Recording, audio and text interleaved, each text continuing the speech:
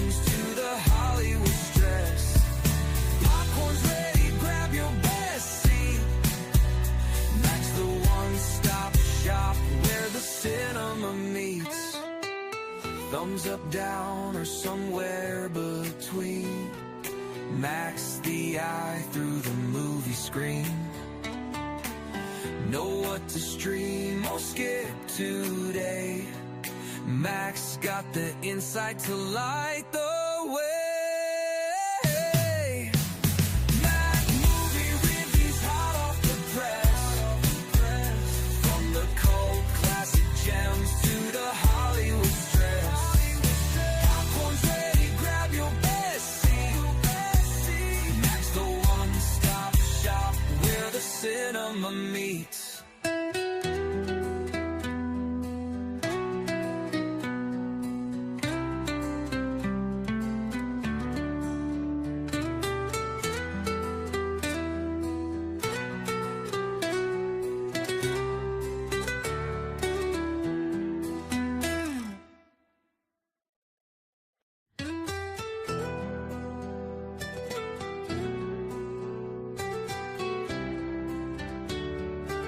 Lights dim down, click play, we're live. Max got the vibe where the movies thrive. Breaking it down, no script in sight. On the reel with Mac, it's movie night. Mac movie reviews hot off the press. From the cult classic gems to the Hollywood stress. Popcorn's ready, grab your best seat. Max, the one-stop shop where the cinema meets. Heroes, villains, plot twists untold. Rom-coms, dramas, adventures bold. A critic with heart and a little flair. Mac breaks it down like you're already there. Mac movie reviews hot off the press.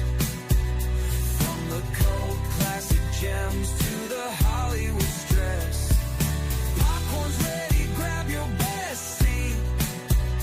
Max, the one-stop shop where the cinema meets.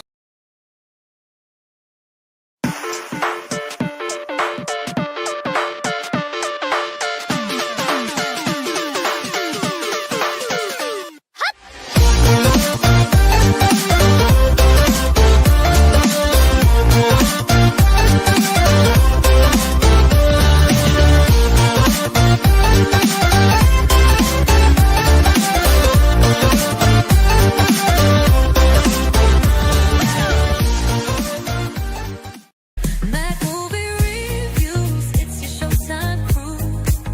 For the laughs and the feels will guide you through. Grab your popcorn, let's review what's on cue.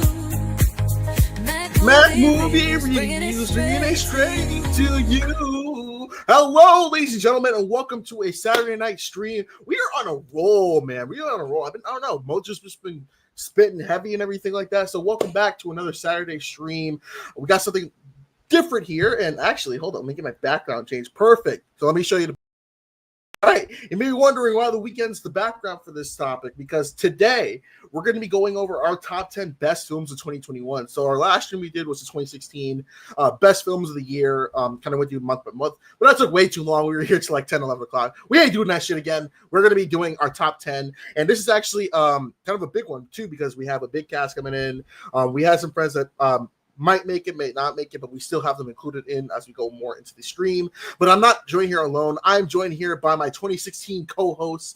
First up, I got my boy Rod, my brother from another mother, aka my soul brother. What's good, my undercover brother? You know, Mac, any other day I'd be like, what the hell? But you know what? I'm a bit buzzed. I've been watching college football all day.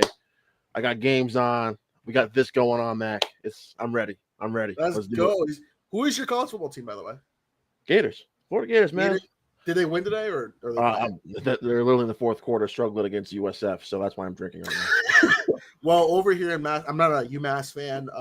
We had a weather delay, and that's probably the best thing to happen because this team sucks. But Dude, like since I've been alive, they've never ever been good. Didn't they have an upset? Like they had an upset a while back, didn't they? Didn't they upset somebody? I have no idea. If they did, then the only person I know that's famous that has gone UMass is Victor Cruz. Yeah, well, that's my claim to fame. This is why I'm a Bama fan, but that's not really any good here with that. But we're also joined here. I don't know if he's here yet. He's here. Perfect. We're joined here by a third guy who is on our 2016 call, which is good times all around.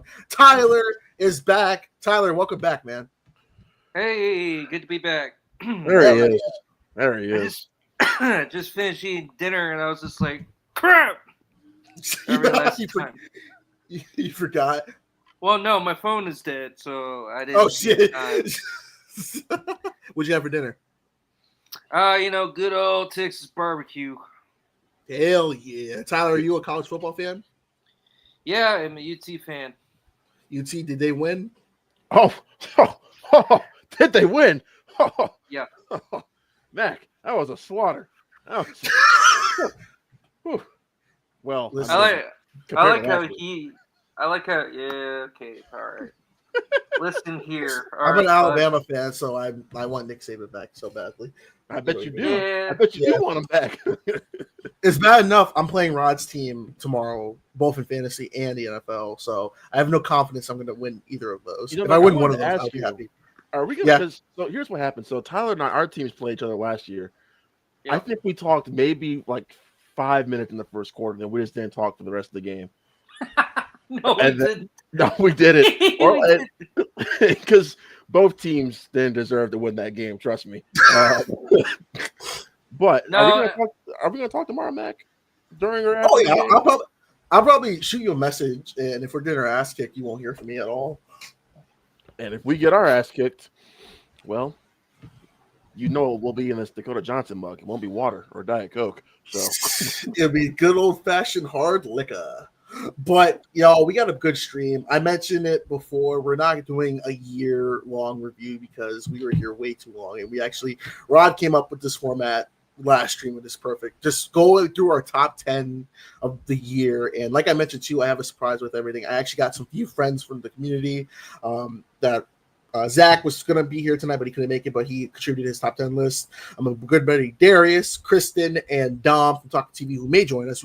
He's currently at TIFF right now, so that lucky bastard's having a good old time. But we're going to go through our top 10s of the year. I had to go through and look back my top 10, and I almost vomited because what the fuck was 21-year-old Mac thinking with some of these picks? I didn't change anything. This is all real time.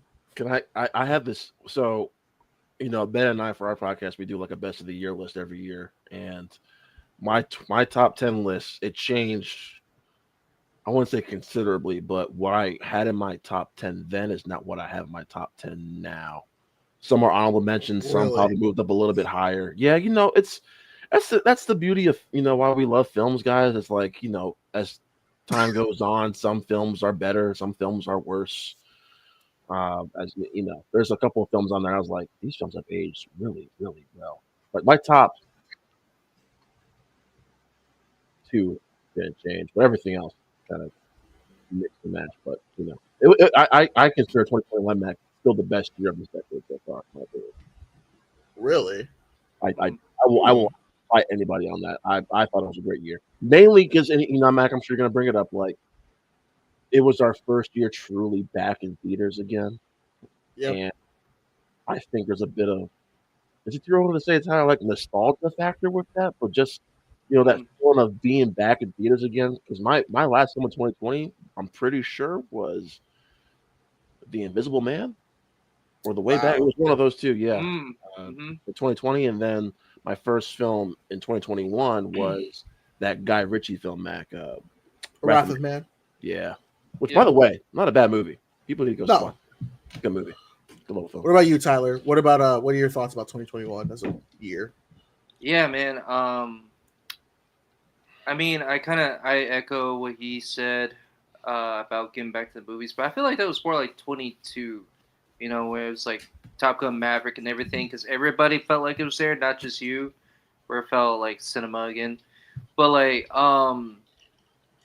Yeah, it's such an interesting year because it's like weird 2020 stuff where there's some good streaming things, and then yet there's some good theater experiences, and they all like kind of happen in the same time. It's really like 2020 and 2022 married together into one year. Yeah, but like with my list, I almost didn't do it because I take top 10 lists way too seriously. I take them way too seriously, to where I've actually been trying to watch different movies of different years to nail down my top 10 picks for each year. So then I could do a official 100% accurate top 150 list of my own. So I haven't really completed that for 21. So I wasn't sure about doing that yet. But there are some really cool movies that most people haven't seen. So that's what I'm excited to bring up. So it's more so like a conversation piece rather than my actual top 10 list. Okay. Well, Rod brought it up. This was like the first year we can actually go back to theaters.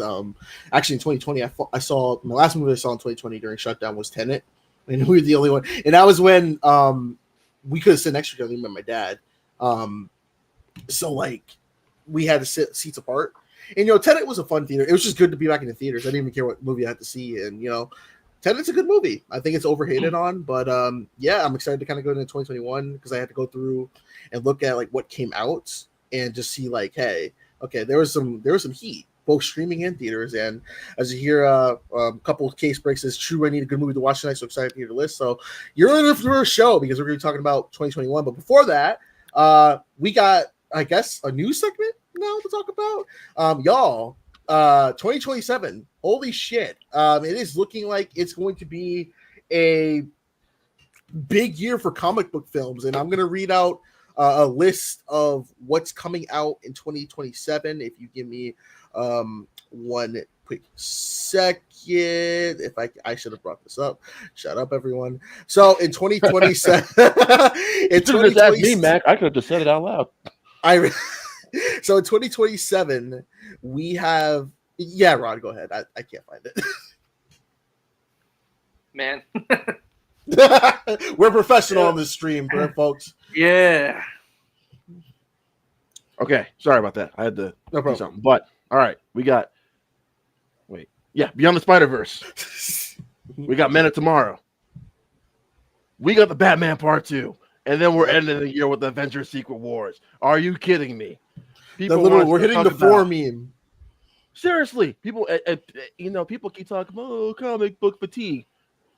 I don't know about you guys, but I've been seeing on Instagram and Twitter, been like, "Holy crap! If you're a comic book fan, this is peak. This is going to be a peak year." We have not had a year like this in years. That's what I'm saying, and I listen. I think it's going to be a great year, personally. I think a lot of it is going to be how Doomsday is next year. If that's weird to say, like I feel like a lot of that, especially for Secret Wars, but it's going to be a great 2027. Great 2027. Yeah, I would agree. I think this is the year of. I think 2027 is easily becoming the year of movies being delayed for way too long. Yep. Because isn't I can't remember. Is Incredibles 3 also that year? I think so. Yes. 2028. 2028. Yeah. Oh, pretty close. But anyway, because Batman Part 2 has been floating around since 2022. So almost 5 years, which is insane. And then Beyond the Spider-Verse also being delayed quite a bit. And here we are with Man of Tomorrow being like, hey, you know what? Right out of the gate with this movie. The fact that we're getting something like that right, like that's exciting to me. Because, and this is the perfect time to announce it and to really be moving forward with it. Because the movie just came out, people are excited, they want to see more of it. So that's already got me jazzed. Batman, what it was. I mean, it's like the McRib. When is it coming back? And then Beyond the Spider-Verse, I mean, I'm just waiting for it to come out so I can confirm that it's going to be the best movie trilogy of all time next to Lord of the Rings. Like, Okay. I'm excited for that potential, So Ben and I have been talking about this, guys, on our podcast whenever we bring up Spider-Verse. And I've been saying, if Beyond the Spider-Verse is even on the same level as Across the Spider-Verse or Into the Spider-Verse, whichever you think is better.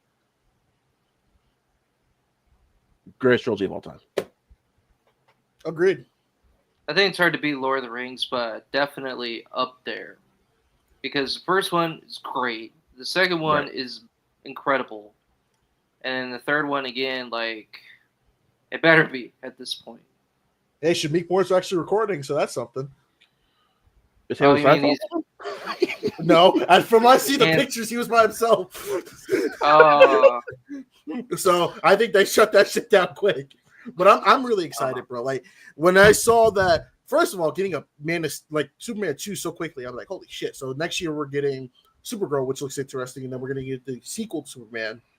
Like seeing all these movies, like I'm gonna show an accurate representation when I saw that we were getting the news. So here is what I did.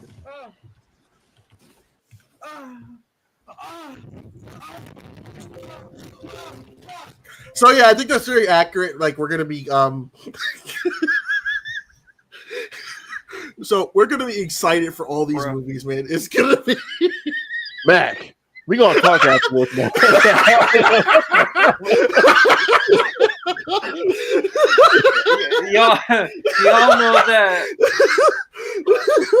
Y'all know that Will Sasso bit from Mad TV where the meat beaters.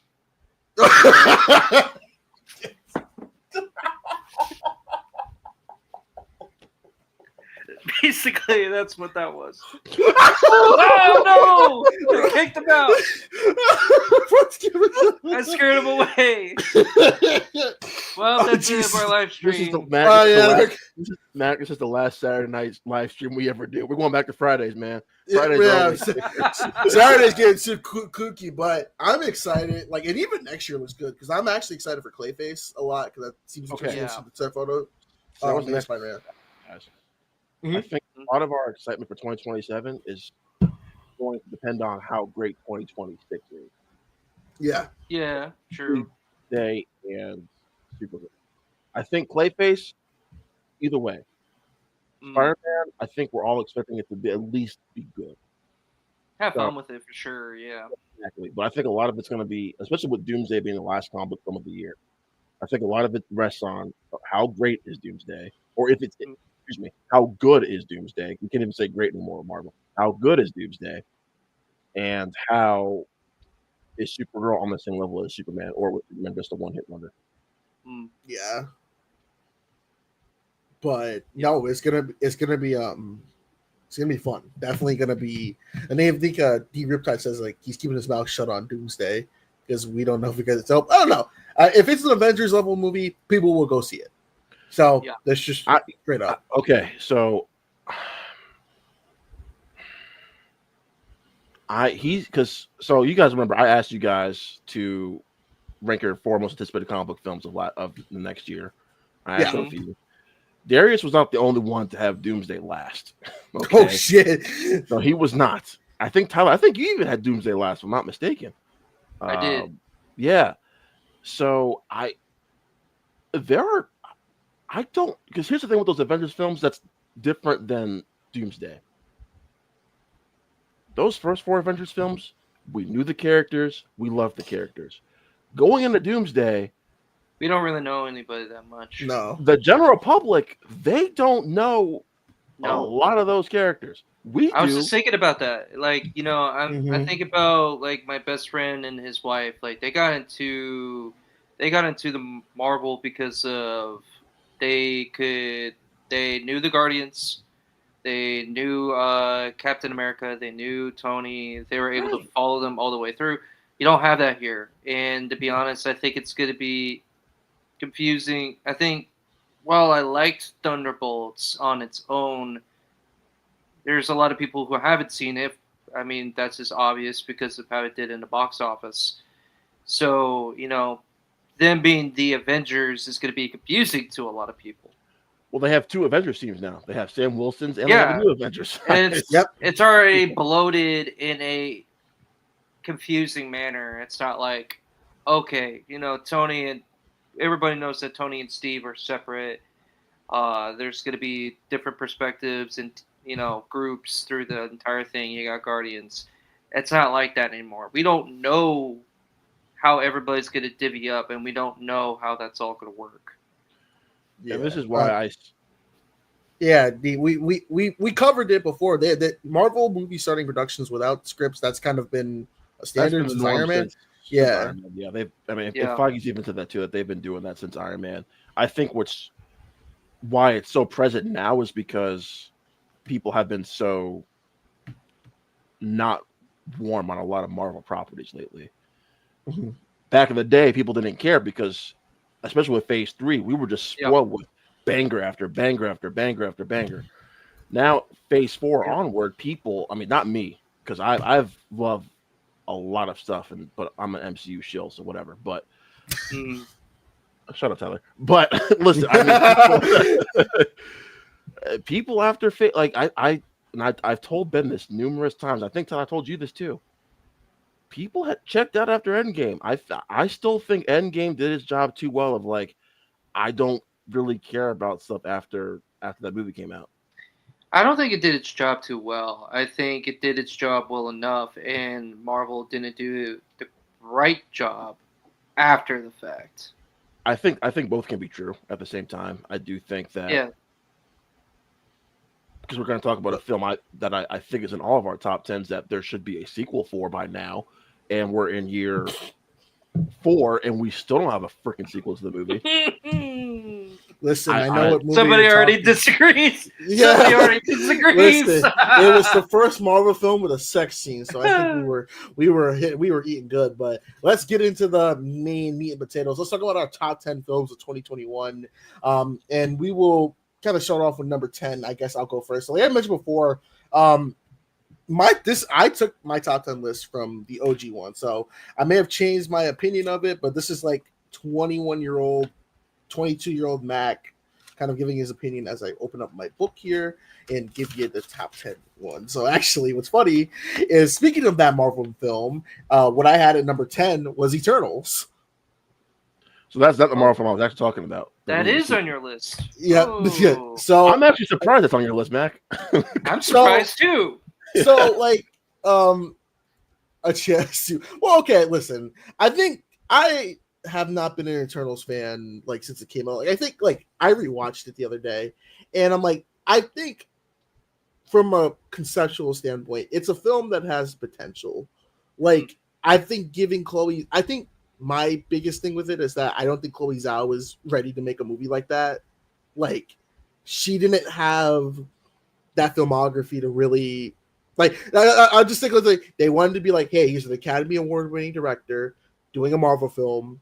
And another thing that was up against it too is that unless you were a comic book nerd, you had no idea who these people were.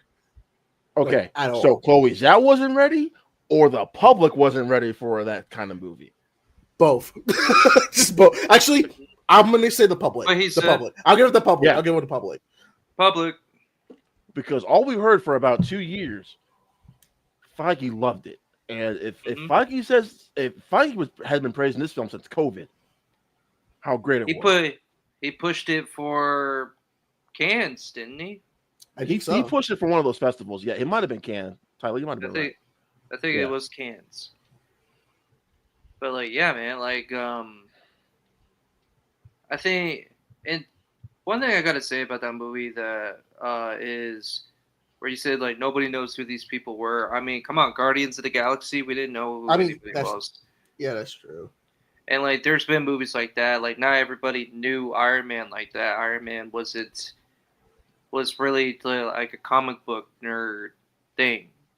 People knew Hulk just because he's iconic just by how he looks. Captain America has been a icon since the 1940s. But like, there's other characters that we've grown to love, like Doctor Strange. Nobody knew who he was. I think with this, it's just multiple things are true. It's I think where it might be is there's almost, especially this year, especially if you talk about Marvel, which might as well go ahead and say it, because let's just be frank, there was a lot of Marvel projects this year in 2021. They threw out a lot of new, and I don't think, and the public wasn't ready for it. They needed one thing at a time. Some of that wasn't their fault though, because we did have COVID. Some of that wasn't their fault. They had control over that. Not COVID, but they had control about progress. But I would say it wasn't necessary. It wasn't always 100% Marvel Studios' fault. But there was somebody's fault of like making it, push forward that much. They could have delayed things further and sparse it out a little bit more, because when Doctor Strange came out, we had Civil War. When Guardians came out, we had Winter Soldier. There were familiar properties along with something new, especially Black Panther, especially Ant-Man. In this case, it was just too much, because while you did have Black Widow, you did have Spider-Man, you also had Shang-Chi, you also had Eternals right in the middle.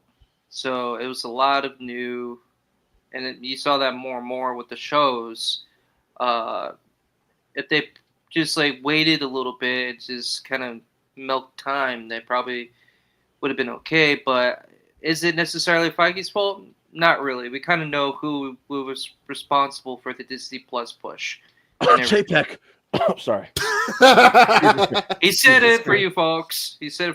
But with Eternals, like, for me, it's not on my list. Not because I don't enjoy it, but more so, again, I told you, it's not an actual top 10 list. It's a conversation piece. But anyway, my top 10. But, like, for me, I love this movie for what it is for a lot of pieces.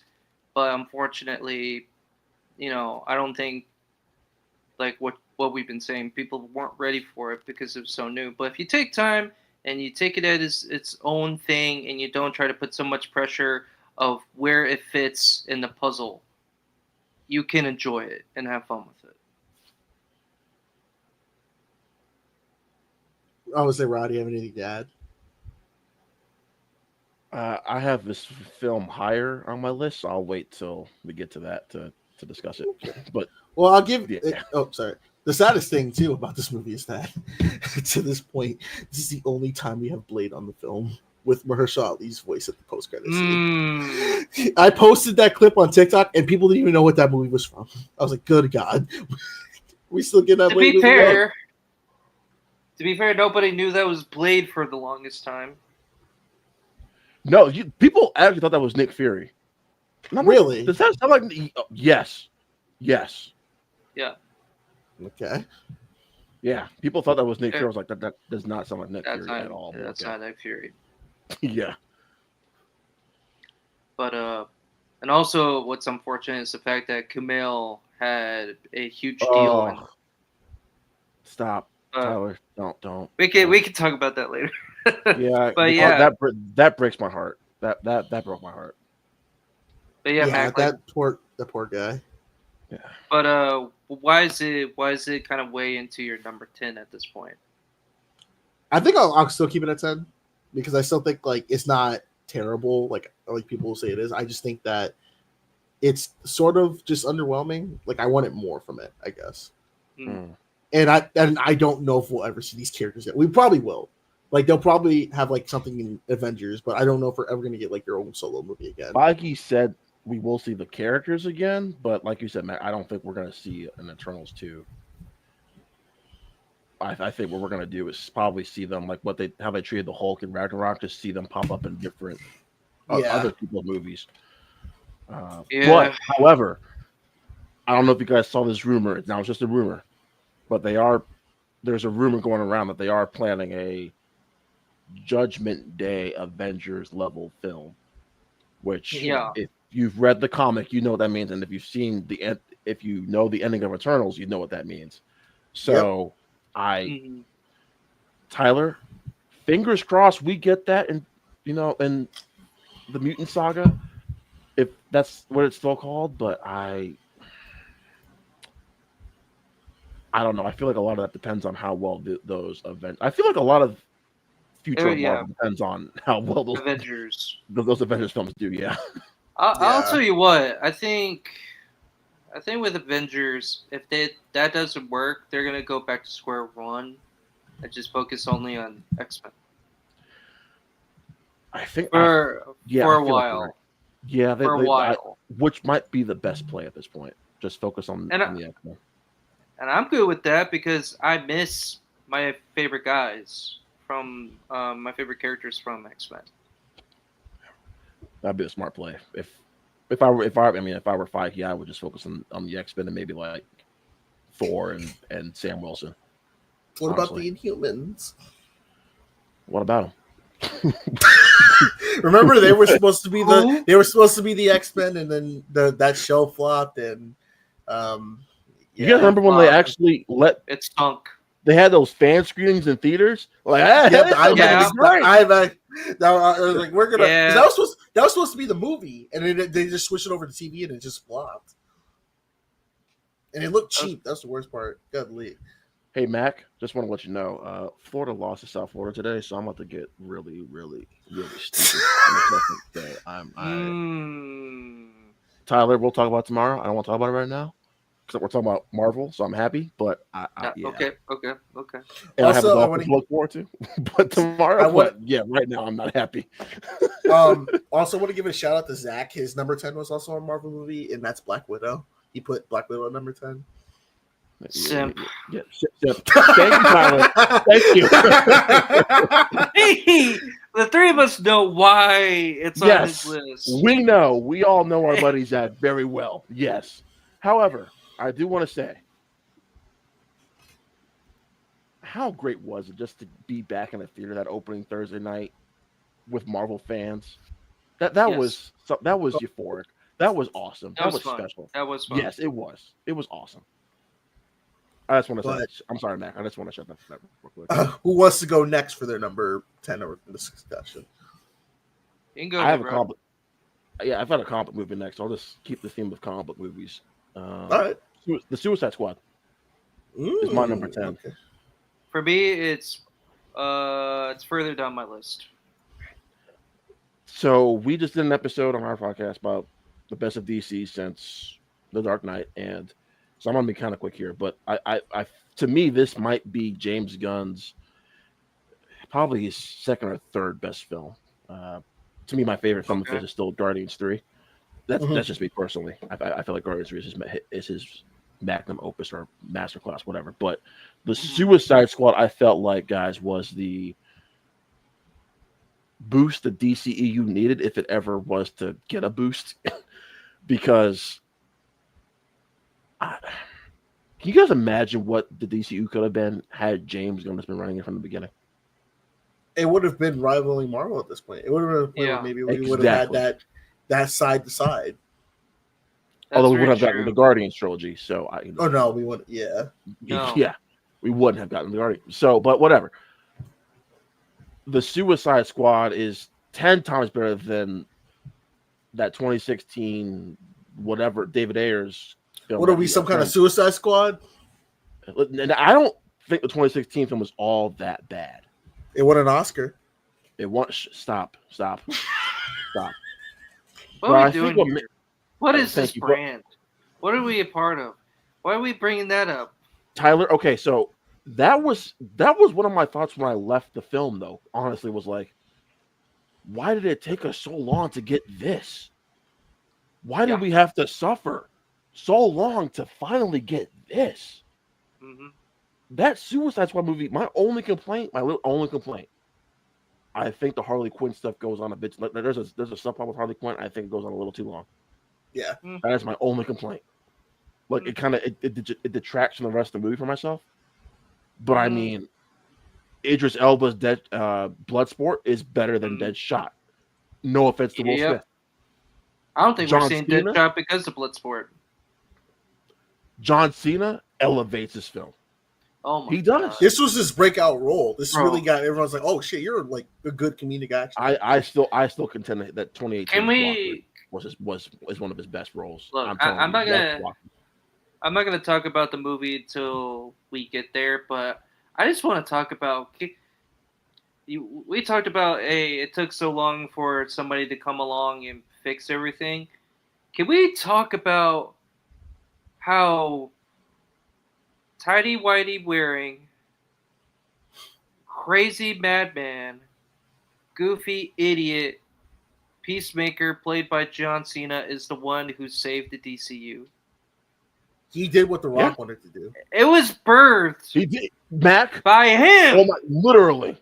Yes. By him. The Rock wanted to do what John Cena did and save the DCU, because I remember when Peacemaker was in Suicide Squad, everyone was like, "Well, you know." And the crazy thing is, we did see it coming.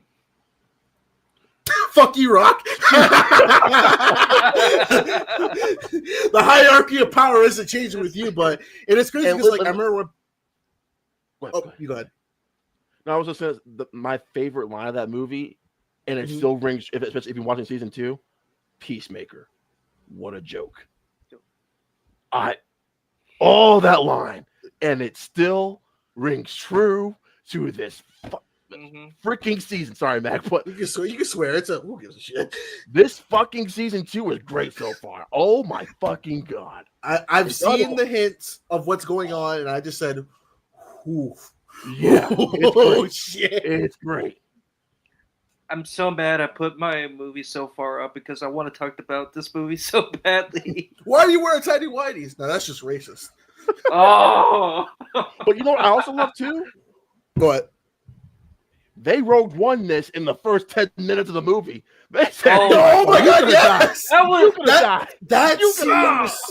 That scene was stuck. First of all, I love how in the beginning it's just the. Also, give a shout out to Dom from Talking TV and Zach. They both had Suicide Squad as number 1. But like, I just like in the beginning, it just gives you that like, oh shit, like this is a false narrative. Like, all right, the scene dies, but then you're like, okay, because they highlighted all of them in the trailer, but they kind of did Deadpool 2 and killed everyone, and it connects to Creature Commando. Like, this film was the jumping off point to James Gunn's DC, because there's a line where like, hey, he's a weasel. He murdered 17 children, but if you watch Creature Commandos, that was not the case. And go ahead. I got a conspiracy theory I want to ask you guys. Oh shit. This was the fall of DCEU. Where Warner Brothers was like,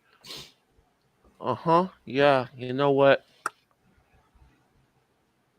James, we'll let you do Guardians 3. And then how about you come run our studio? That's just my feeling, because I think that was around the same time. Correct me if I'm wrong, guys. That was around the same time that Disney had fired Gunn. It was around that same time.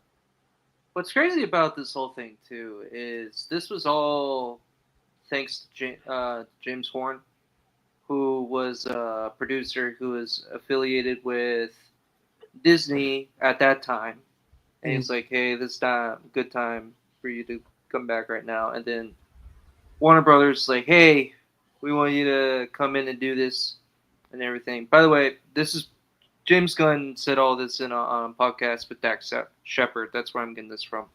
I'm not just throwing it straight from my cheeks. But anyway, you mean like John Roca? Oh, okay. Yeah. No, not like Roca.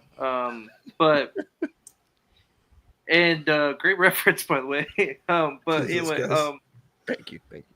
But anyway, basically, the same guy who eventually did bring him back, like kept him out of Marvel, and brought him back once he already got the deal with Suicide Squad over with DC. It was pretty much the guy that kind of like helped him get the job with Warner Brothers for where he is now.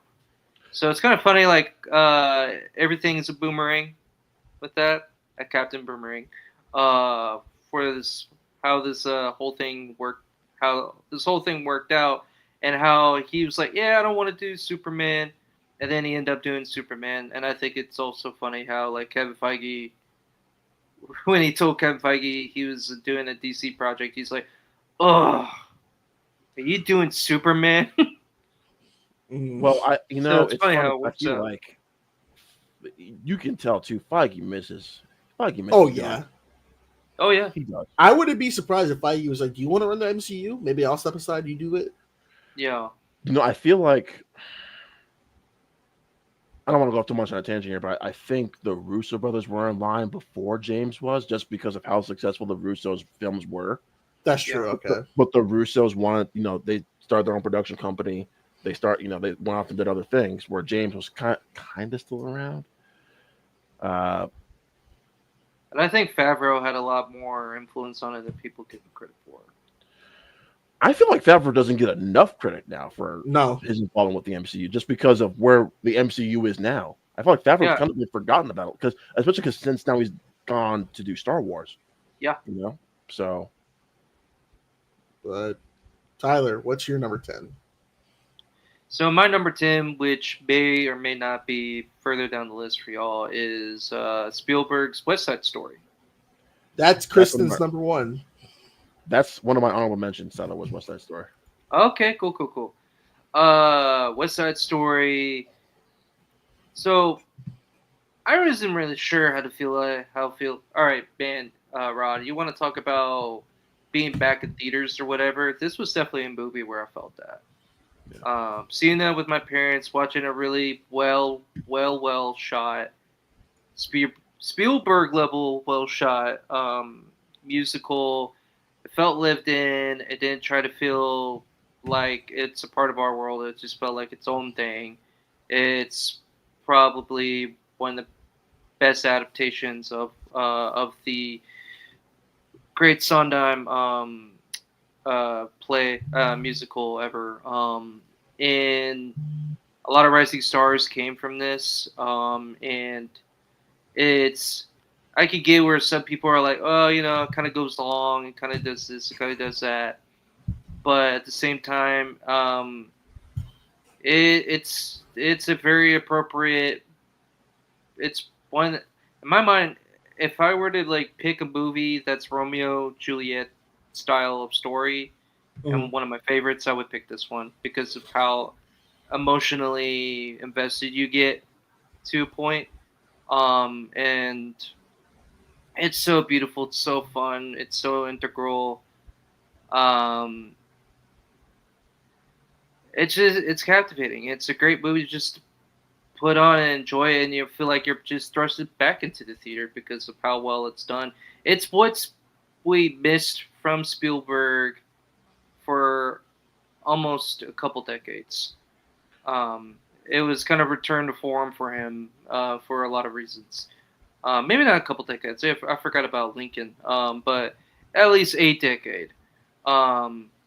So I had to put it in my 10. I didn't feel like it deserved to be too high, but it's still a movie I, even just thinking about, it's definitely up there for me. I think what hurt West Side Story, because I loved Ready Player One. I did. Cause that was his previous film before West Side Story, and then I think before that was The Post in 2015 or 16. I think you're right. 2015. Yeah, but even that, yeah, but even those movies, the cinematography was pretty blah. When you were in the real world, it was all very blah. It just feels too stark and weird. One way or another, have something very colorful and very boring. And if it's boring, it's not interesting. I mean, I know we're not talking about this year, but another Spielberg's movie, The Fablements. It's like when, it's like when David Lynch was just like. It's like if the horizon is at the top, it's interesting. If it's at the bottom, it's interesting. If it's in the middle, it's fucking boring as shit. And that's how I feel about the idea of trying to do cinematography that way. But sorry, I'll shut up now. Like, No. I want to ask you too. Like, I think. Wait, didn't all three of us talk about this? The fact that Ariana DeBose has not been the same since this movie. oh yeah, she needs to fire Yes. Angie immediately. Yes. I mean, yeah. we all thought like, Her and Ziegler, dude. well, Ziegler has added. That was self-inflicted. There's an extra layer on top of that. Oh. I don't care if she speaks up. That's her own business. But the fact that the public has just kind of shunned her, that's I don't believe. I hate that for her. I haven't loved all of her choices though since. You know, speaking of actors, with I have no. Sorry, man. But like, speaking of actors who had like really weird trajectories, how about Ansel Elgort? Oh God. Well, Jesus. This is where it started. This is where it started, though. Did it? I thought it led up to this one. I thought it was reported previously. Well, I think during the press run, right? That's kind of when everything kind of came out about him, or am I wrong? Yes. About that? Yeah, because he still was in a high from Baby Driver. I mean, he had that abysmal movie Billionaire Boys Club. That was shit. Well, that also had Kevin Spacey in it too. So yeah, well,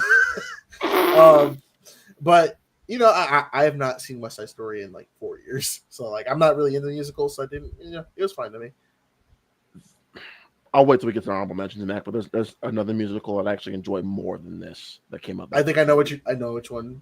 Yeah, because it's on my list. It's on my list, and it's high on my list. But me too. For the community's pick, like I mentioned, Zach's number 10 was Black Widow. Dom's number 10 is Mitchell's versus the Machines, an underrated movie. Great movie. Great movie. Darius, aka D Riptide, his number 10 was Pieces of a Woman. And Kristen, my friend Kristen, her number 10 was Roadrunner, the Anthony Bourdain story. If you really want to know how good of an actress Vanessa Kirby is, go watch Pieces of a Woman. Yes. She is phenomenal in that movie. Yes. Seriously. But moving on to our number 9. Shit, this is another one where I don't know what it. Maybe because I have a soft spot for this movie, actually, because I still kind of enjoy it for perverse reasons. And there's 2 movies of his on the list, and that would be Army of the Dead. I love that movie. The more I've watched that movie maybe like 3 or 4 times, I love it. I think it's too long, but I love it. Oh God, yeah. If you like Dead Rising 2 or Off the Record, and it's the Las Vegas setting with all the zombies, when I was like, bet we're gonna get this zombie apocalypse in Las Vegas, I'm down for that. Let's do it. And like, I was like, okay, you know, Zack Snyder did Dawn of the Dead. He's gonna go back to zombie movies. This has a good cast. I love Batista. Ella Purnell is in this as well too, of Yellow Jackets and Fallout.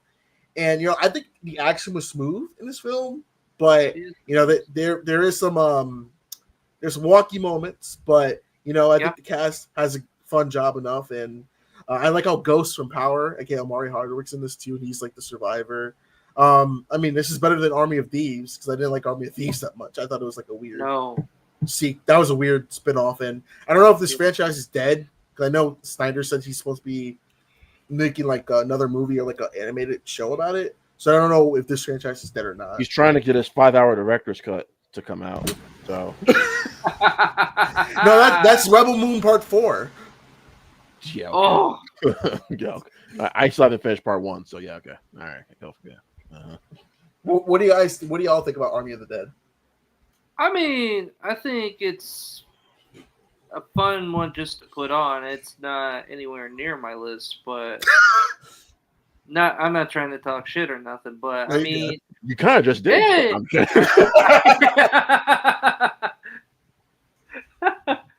Respectfully, with disrespect, but anyway, it's a fun movie. It's a good popcorn movie. If you like zombies, you like action, whatever, it tickles all those fancies. It doesn't have the nuance or the grit or groundedness of Dawn of the Dead. It has no groundedness whatsoever. But it was an interesting time watching it in theaters. I actually saw this in theaters, even though it was a Netflix movie. It was fun, but it was definitely like I had higher hopes for it because I thought it was gonna have that groundedness, but it did not. I was also surprised to see that the nun from Nacho Libre was in that movie. That was kind of wild. Yeah, that was pretty funny. Also, but Tyler, there was Zombie Baby, you know? Yeah, I was just thinking about that. It's like both of his zombies movies have had babies. I don't know what's going on. You would think that he would have directed 28 years later too, but I don't know. A lot of zombie babies. That was probably the wildest part of that movie. And the thing is too, like with Dawn of the Dead, with the Zombie Baby, it was terrifying. With this one, it's like, what the hell is going on? And then there's theory. Go ahead. No. You. Oh no, there's theories that like some of the robots were cyborgs because Batista shot one. It was like electronic, so it's like, what are they? I'm like, what the hell? And then I was like, someone noticed. I was like, that's a robot. I remember I watched it with my mom. She goes, that was a robot. I was like, what? We rewinded. I was like, oh, okay. Like I guess that's. I have no idea. This movie's just weird. And then don't forget when they had to recast Tig Notaro to be the helicopter pilot, because then they get what's his name, Chris D'Elia. He was originally cast in this role, and they actually refilmed his stuff, and then the stuff came out about him. So that her scenes were weird because they actually had to put her head on his body or like just film her separately. Because I think it was shot during COVID. Yes. I'm not mistaken, I think, yeah. Or at least most of the reshoots were done during COVID. But that's not right. Yeah. It ends on a cliffhanger because Amari Hardwick's the only character that survives. He gets the money, and then he's on the plane. It takes him like forever, and he's like, oh, I got bit. I guess I'm turning because he's going to Mexico, and I guess it's going to spread because they nuked the town. I think that's where it really threw me off was how they ended the movie. Well, because Snyder thought he was going to get that sequel. And Netflix was like, really did, didn't he? He's like, now watch this, Rebel Moon. Y'all thought I can make a bad movie now. Just hold on. Watch this shit. I got you covered. But who knows? We got Army of Dead and Army of Thieves, so this is probably going to be it. But it'll probably randomly pop up next year. I don't know. I like how Ice Cube and Zack Snyder were both like, hey, we can probably make some really bad movies. And then Robert Rodriguez is like, I made some really bad masterpieces. Yes. With Shark Boy, Lava Girl. Hey. Watch it. Oh, I didn't know it. I was like, watch it. Dream book. Dream Journal. He needs I to did set not the know. principles off. Sorry, I didn't know. AK, that's Ant-Man. That's Ant-Man and Wasp Quantumanium 20 years later. I misread the room. I didn't understand. My bad. Listen, Robert Rodriguez, come on. Spy Kids 3D. Yeah. Listen. I don't care what anyone says. I love Spy Kids 3D. That movie was fun. It's bad, but I have fun with Spy Kids 3D. That's the thing, though. Those are like fun to go back to because of how crazy they are. Mm-hmm. The fucking CGI is the scary part. Yeah, that's that. Yeah. I mean, come on. Like, look at this visuals in 2003. I'm gonna pull up the best scene from Spy Kids 3D, and that's Oh my god! Whoa! Whoa! Let's get an instant replay on that, folks. Oh my god! And as you can see, is Mike Judge and Salma Hayek. Like, this movie's had the weirdest cast. Like, was it Glenn Powell in this? Yes. Everyone was in this movie, man. George Clooney was in this, wasn't he? Oh yeah, he was the president. Yeah. Elisha Wood was in this movie. Yes, the best cameo. It's like cake. Danny Trejo was in this. I'm like, he was their uncle. Yeah. Oh my god. But I like Spy Kids too. A whole multiverse of Sylvester Stallone's. Oh god. No, it was basically if we can get every character from the George Lopez show, let's see if we can put them in Spy Kids 3D. And they found a way, Tyler. I like Spy Kids 2 because it has the best My line. man. Somebody, no, this movie has the best line. Somebody ring the gangster. You know what my favorite part was, Mac? What? They hyped up the guy so much, Yeah. and then he dies in like 2 minutes. He's like, okay, I guess you're the guy again. He had 99 lives. That shit went out quick. Wasn't the story like they were filming Lord of the Rings and like they asked if Elijah Wood could have that cameo? He literally walked over to the Spy Kids set because they were filming it. I Like, think so. That sounds right. Yeah, That is funny as hell. Dude, but yeah, he died off like your new Pokemon in like a Pokemon game. It's like, go Dragonite, and then he goes out there and you just see that health bar just go like this.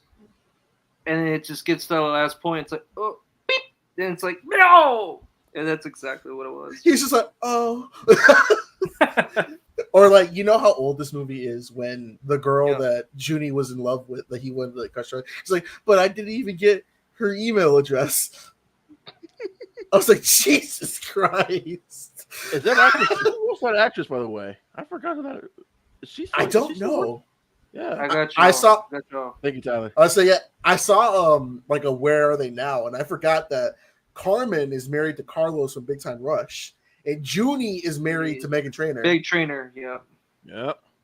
So good on them. Is it my turn now, Mac? To do my number 9? Yes, you go ahead. I don't know how we went from Army of Dead to Spy Kids. They're connected. All right. So I had something to do with it. I apologize. You're good. Matt, Tyler, welcome to the live streams. We always go on tangents. This is fun. I'm having a good time. One of maybe like 2 indie films I have on my list. Okay. But to me, this is a movie that when I saw it, because the hype, Mac and Tyler, was real for this. I think it premiered at a film festival. I'm pretty sure it did. And then it got a wide release.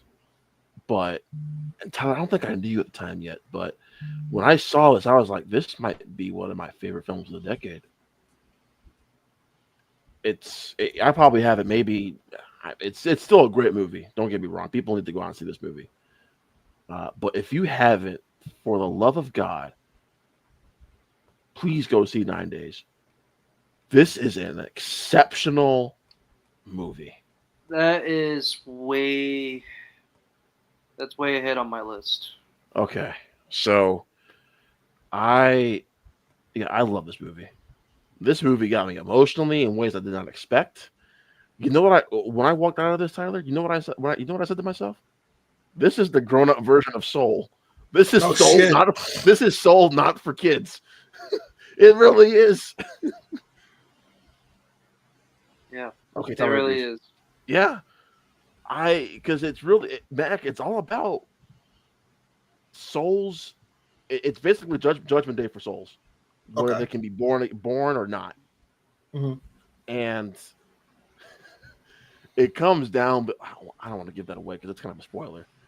But yeah, no spoilers. That's the beauty about this movie. You can't spoil it, man. I really can't spoil it because the journey these characters go on, it's so beautiful. And okay, here's what I will say. This is not a spoiler, Tyler. If you loved Winston Duke in like films like Us or Black Panther, you will have a newfound appreciation for Winston Duke once you see this movie. It is it's a much more grounded level performance from him, but it's one of the best from the year. And then Zazie Beetz gives one of the greatest performances of the decade. Her performance in this movie, Mac, is beautiful. And her journey from where she starts to where she ends up. So Tyler has it. There is a moment between her and Winston Duke at the end of the film where I had just about bawled my eyes out. It is it's emotionally powerful. And Tyler, when you said that, the more I'm thinking to myself, the more I talk about, the more I'm giving things away, because I think this is one of those films where you really want to go into this as blind as possible.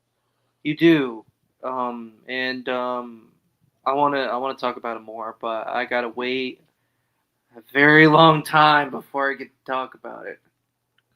But Mac, trust me when I say so. I'll wait then, Tyler, to Sucks. talk more about it because before you talk about. But all I will say is, if you need just a good indie film that you want to watch, and it's really hard to find this movie because I don't think it's on any streaming service. It's not. You But basically go on Amazon, try to find a Blu-ray or something. But check out 9 Days. 100%. Like this is one of those movies that is under the radar that you can't. You definitely have to do yourself a service to go watch this movie. And also, I think it's without like really getting to speak on its own from my standpoint. I think it's a movie if you like watch a lot of popular movies nowadays. Like if you watch Black Panther and you're like, oh, I love that guy. What movies is he in? Or you're like, oh, I like this actress. Who are they? Like, where's what else are they in? Or if like, oh, I like this guy. Like they're in this movie and you get to enjoy it, and it's incredibly it's timeless. It's gonna be a timeless movie because of its subject matter. But I'm gonna stop talking about it for now. So I will say, I was just looking at Tyler. If you have a Stars account, Oh, so that's so where Power is on Mac. So if you have a Stars account, you can watch it there, and I highly recommend. 9 days. Please. I'll give it a watch. Yes, please. It is 100%. It is so good, and I was really upset when people hadn't seen it. Like I didn't, like the film people I follow on YouTube, they were talking about it, but it was literally in theaters for like if you didn't catch it in theaters the weekend that was around your town, you missed it. This is a movie.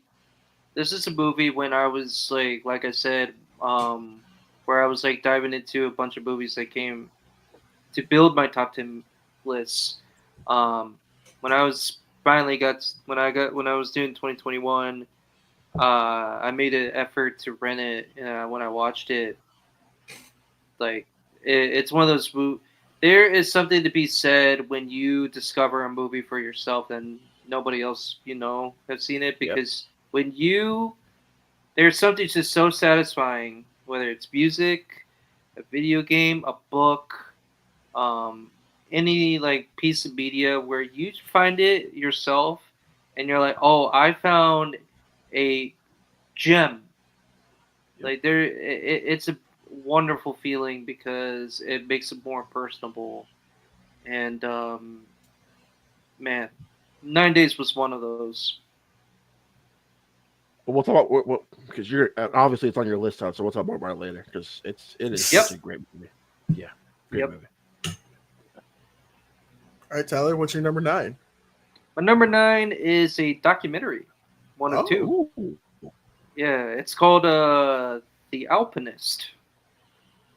So it's from I think it's similar crew. I can't remember. I think it's this. I don't know if it's the same crew, but it's a similar crew from the guys who did Free Solo. Oh. So if you or that thereof, or at least it does have the guy who is the subject matter of Free Solo. He commented on this, and if any of y'all have watched Free Solo and you know what that stuff is, free climbing or whatever. Mm-hmm. Yeah. The Alpinist is about that sport, but to the most extreme extent, where you're not just doing hard rock surface, without any safety guards or anything like that. You're doing that on rock and ice and snow. You're doing like the most craziest, treacherous peaks around the world. And it was this guy, I completely forgot his name. This is a real story, and it is.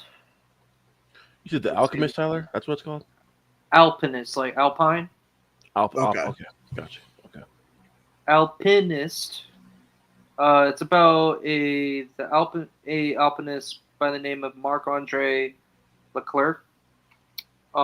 He is Canadian, and it goes to his whole story, and all the crazy things he's done. He's done a lot of things that a lot of people in his profession haven't got close to doing, uh, and that he accomplished at a young age, especially in his 20s. And I think what's so beautiful about this movie is like it's crazy to watch because it's a small film crew following him and from time to time as he goes through all this, and then a lot of it is people telling you like why these runs, why these like treks are so treacherous, and like what makes them so dangerous, and why these guys would even try to do it. And sorry, I'm looking for my charger; it's not working. Anyway, Yeah. but basically, you want to talk about an intriguing story, and in itself, I think it because like this is a dude who didn't have a job. This is what he does, and he just goes around the world and does this. It is I love this story because it was just 100. It just makes you rethink life. Everything's makes you rethink about your sense of freedom and how there's a lot of things you could just go out and do, and it's all about your motivation and ability to do so. And it's incredibly inspiring. And it used to be on Netflix, but it's not anymore. Oh, I, if you could pick it up, or if it gets on Netflix again, I highly recommend it. It's definitely an emotional ride, but and interesting.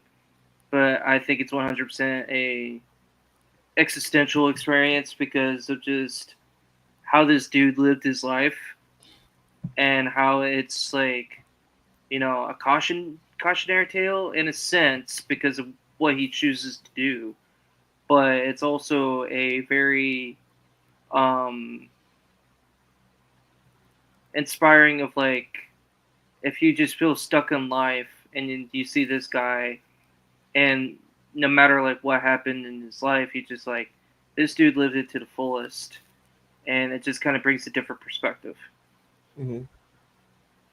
So like that's biggest and more so like I don't know if it would ever and I don't know if it will be some on my top 10 list when I make it officially, but it surprised me and it deserves conversation. See, stuff like that, Tyler, is why I love our community, Mac. Is like we can learn films like a 9 Days, like an Alchemist, just Yeah. films that people are really passionate about, and just like hearing Tyler just rave about this film for the past 5 minutes. Like I'm gonna buy it. I found it on my YouTube. I'm gonna go watch it. Yeah, give it what is it called? The Alchemist? The Alpinist? Alpinist. Yeah, Yeah, that is what the movie is called. So give it a try. It actually sounds very interesting. I might. That's like, yeah. And Tyler's he's one of my boys. So if he says it's great, I trust my boy Tyler that it's going to be but moving to our friends picked for number 9 as well to you. Kristen has Belfast at number 9. I'm sorry. Great movie. Number 9 for Zach was The Night House. Number 9 for Dom was Come On, Come On. And the number 9 for Darius was Saint Maud. Okay. So Saint Maud, hated. I'm sorry. I hated the movie so much. Yeah, that's it. Belfast, I liked it a lot. I just a little overhyped for myself, Mac, personally. Mm-hmm. And then what was the other one? Come On, Come On. Come On, Come On. That was the Joaquin Phoenix movie, right? I believe so. Yeah, I enjoyed it. I don't know why it was in black and white, but I enjoyed it. I did. Yeah, I don't know. It was one of those movies I was watching it, Mac, and I'm like, why is this in black and white? Why can't this just be in color? I don't know why. That just stuck out to me when I was watching. I was like, this could easily be in color, but maybe we're just trying to go for that artistic glow and trying to get that Oscar nom, maybe. Yeah. So, but it's a great Joaquin performance. Like he never gives a bad performance. But Well, you know, Brother Brandon. Joker 2. Look, I hate Joker 2 versus the next person. That movie is not his fault. It is not his fault. That movie's on Todd Phillips. It's on Todd Phillips, and it's on Warner Brothers for even greenlighting a Joker 2 in the first place. they should have warned their brother. Mac, literally, I don't want to go off on a tangent here, but fuck that movie. I hate that movie so fucking much. It's one of the rare comic movies, Tyler and Mac, where I'm like, I don't want a sequel. Just, it's great as a standalone. But yeah, you know what? Fuck. They weren't going to do a sequel, and then they're like, money. Well, listen, when your comic movie makes $1 billion, Money talks. thank you, Tyler. Money talks. When an R-rated comic movie makes $1 billion, yeah, the head of Warner Brothers is like, oh shit, god damn, those motherfuckers. There's more blowing hookers than I can do. Yeah, shit. What the hell are you gonna do? Yeah, green light this shit. Yeah, let's make a Joker 2. It's like a musical. We'll love it. Yeah. It's like, yeah, I definitely want a scene where they're like, at least the first Joker, Arthur was Millie rocking down the steps, and we don't even get that in this movie. I saw this in D-Box too. Oh. Oh. Yeah, I don't. Yeah, I thought when I saw Flight Risk in D-Box, I wasted my time. Jesus. Y'all need a pilot. I'm just sorry that y'all are Regal people. I'm an AMC person, so if I see it in Dolby, it doesn't cost me anything. But I'm not gonna be the one who's Darius, how can you say something so controversial but yet so brave? Darius, you know what? I applaud you. As a black man, I applaud you. As a film fan, what the hell is wrong with you? I want to talk to Darius. There's people. I posted as we move into number 8. I did post I've been doing a little series on TikTok ranking comic book films, and or not comic video game movies. And someone said that I thought Uncharted was fine. I was like, you're a fucking idiot, just straight up. Listen, I will stand on the. I don't think the Uncharted movie is that bad. I don't think it's great. I don't think it's a pile of trash. Most people call it. I think it's fine. Now, do I have a bit of Tom Holland bias? Sure. Maybe. No, maybe. Yeah. There ain't no maybe about it. See, Tom Holland. Tyler knows me so well. I hate you, Tyler. Tom Holland.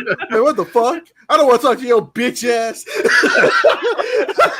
I love that video so much. Like, Tom Holland. What the fuck? I don't want to talk to your bitch ass. Hey, Tyler, this is the last live stream. This is the last live stream. You know me too well, Tyler.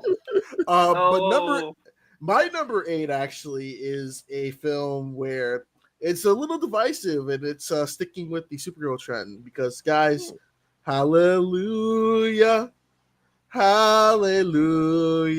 It is Zack Snyder's Justice League, the Snyder Cut, which was rumored to be in existence for 4 years after the Joss Whedon cut of Justice League came out. And I remember this was pretty much the bedrock that launched HBO Max. This was the big kicker. 4 hours. I put this movie in the 3 days of viewing because I was not sitting 4 hours to watch this fucking movie.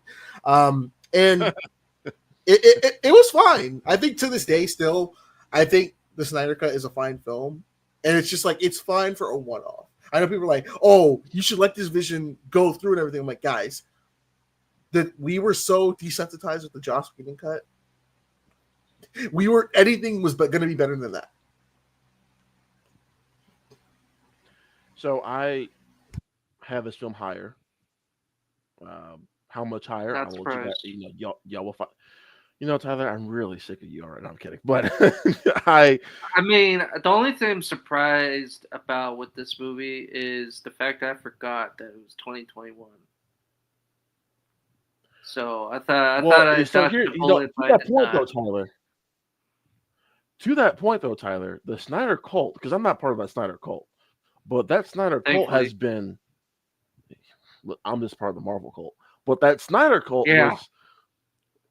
I hate you, Tyler. But that Snyder cult was a part of this,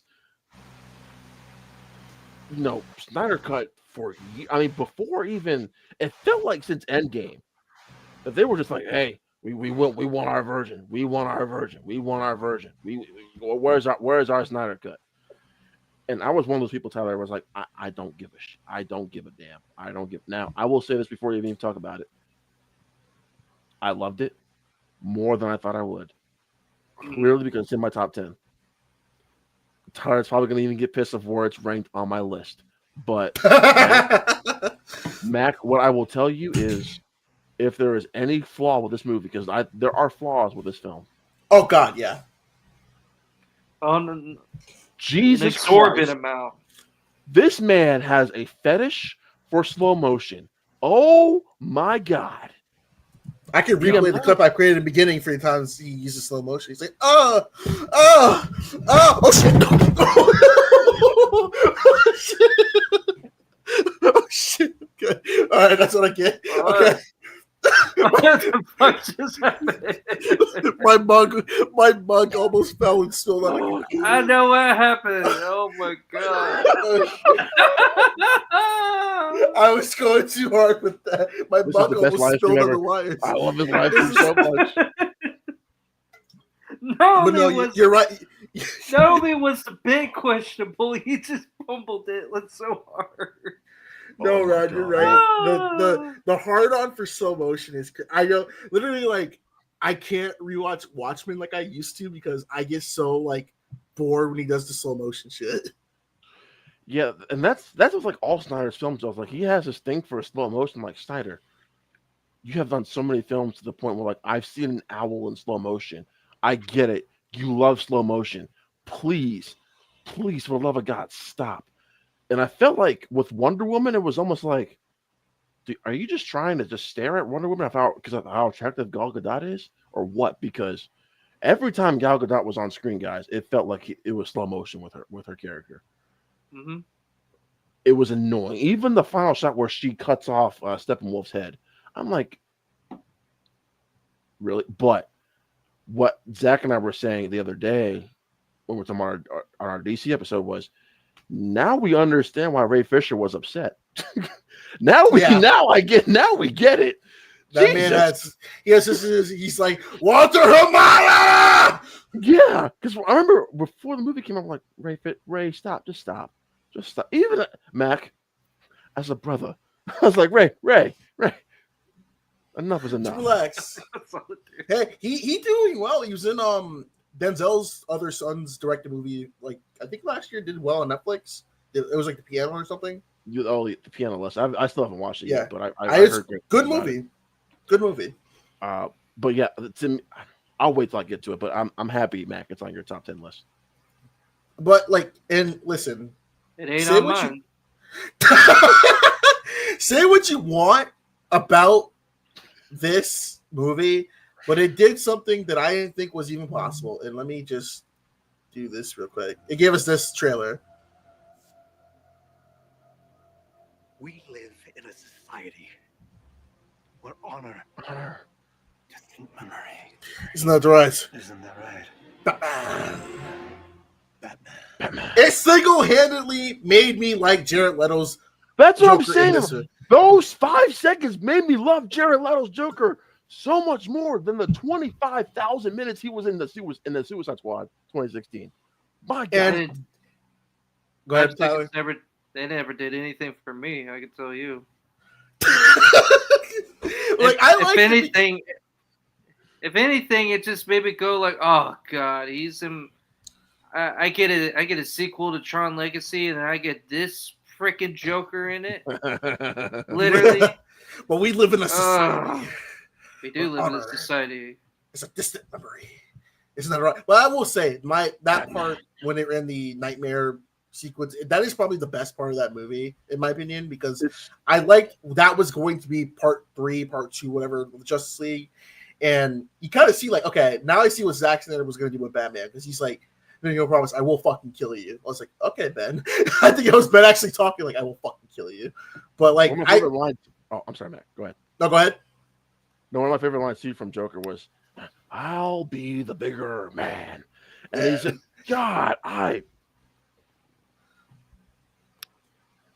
Jared Leto. I don't love him as an actor, but those 5 minutes, Mac.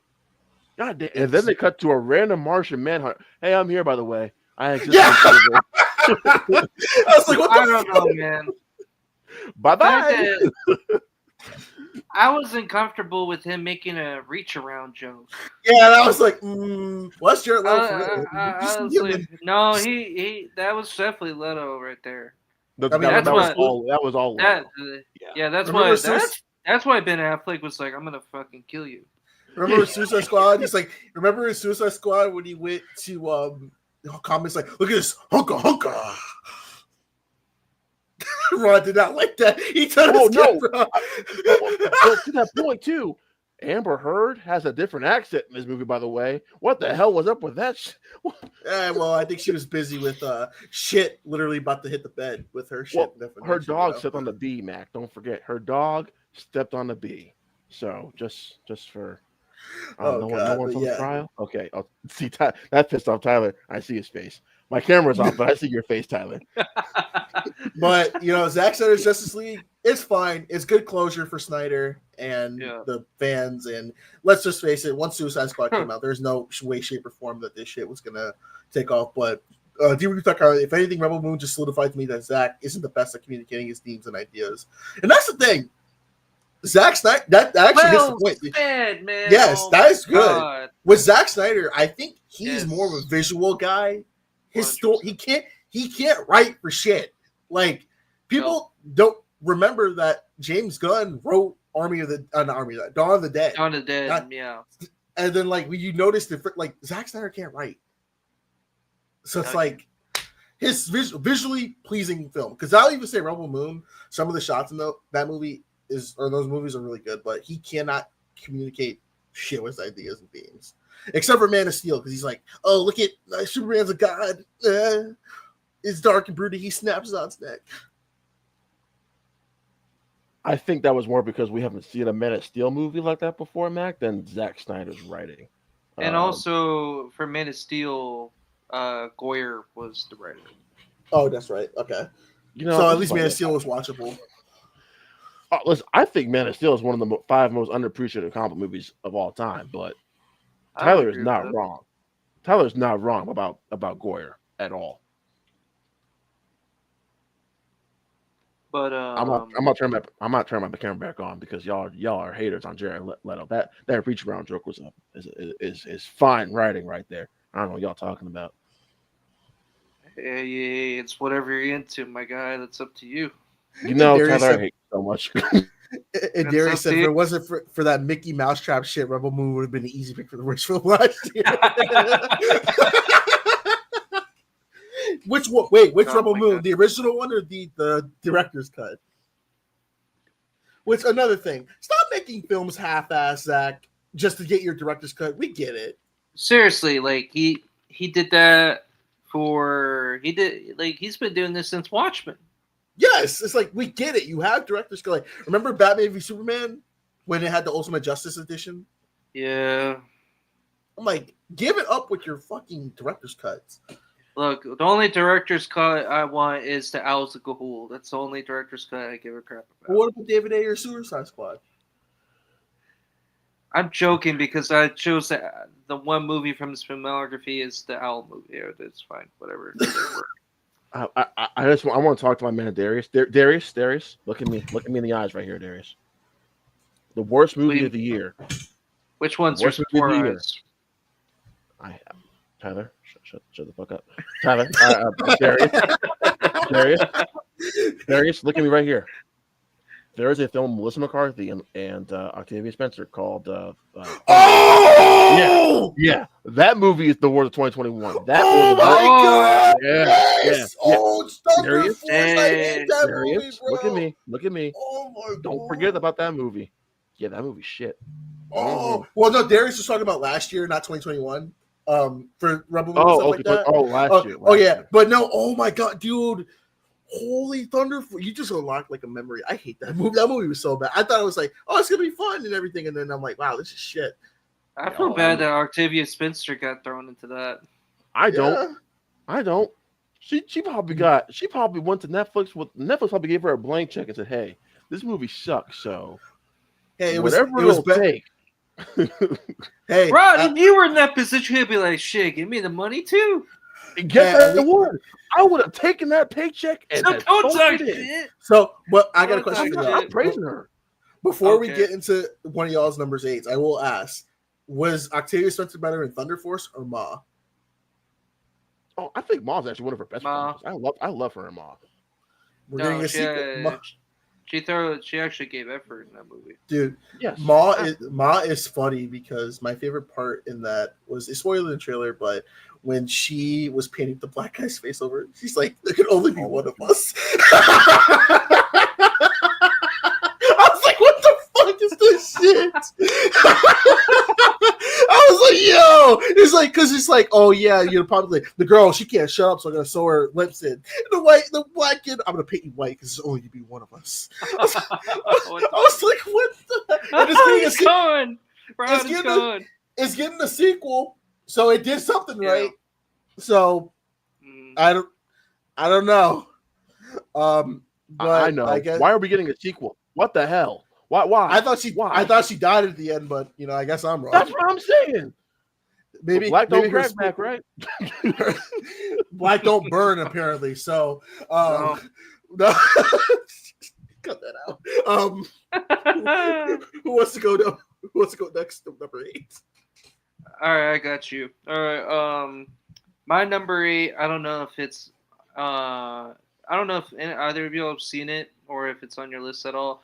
But mine is, dude. Again, a gym. 100. A funny, fun gym. Werewolves Within. I don't know if I've seen that one. Rod, have you seen that? I have seen it. It's a good movie. I enjoyed it very much. Yeah. So Werewolves Within is basically, I mean, you're familiar with the premise of the werewolf party game, right? Yeah. Yeah. So basically, that's a good way of explaining the movie. Where trying to pull it. There we go. So it is basically a whodunit. Mhm. With there being a werewolf involved, and they're all in a small town, and at this point, it's all these crazy, weird people getting hunted down by a werewolf, and then it just like turned into shit. The main character is Sam Richardson, who is like a park ranger who just shows up to this place, Mhm. to the small town because he's having a hard time coping with a breakup from his girlfriend, and he is incredibly wholesome, like great straight man in this movie with a bunch of great actors, including Michael Chernus and Wayne DePaul, Harvey Guillen from What We Do in the Shadows show. Mhm. And so many more, and also, of course, everybody's favorite AT&T heartthrob, Milana Ventrop. If She's he, the reason if why I watch this movie. yes, anybody who doesn't know it, Milana Ventrop is the AT lady with a. Yes. Anyway, so Oh, I love you. I'm gonna take the high road and not comment on that one. But anyway, it's a really good fun time. It's funny. It has some good suspense. Really good characters. A lot of different crazy characters in there. There's a gay couple. There's a very right wing couple with a lady who has an obsession with the dog, and how that plays out is freaking hilarious. There's a lot of wild shit going on, and it's just a good fun time. But yeah, definitely recommend it. It's great. It's great. It's definitely a great where it's, if you're just like, oh, I just want to sit down, relax, and have a good time. Pull that up.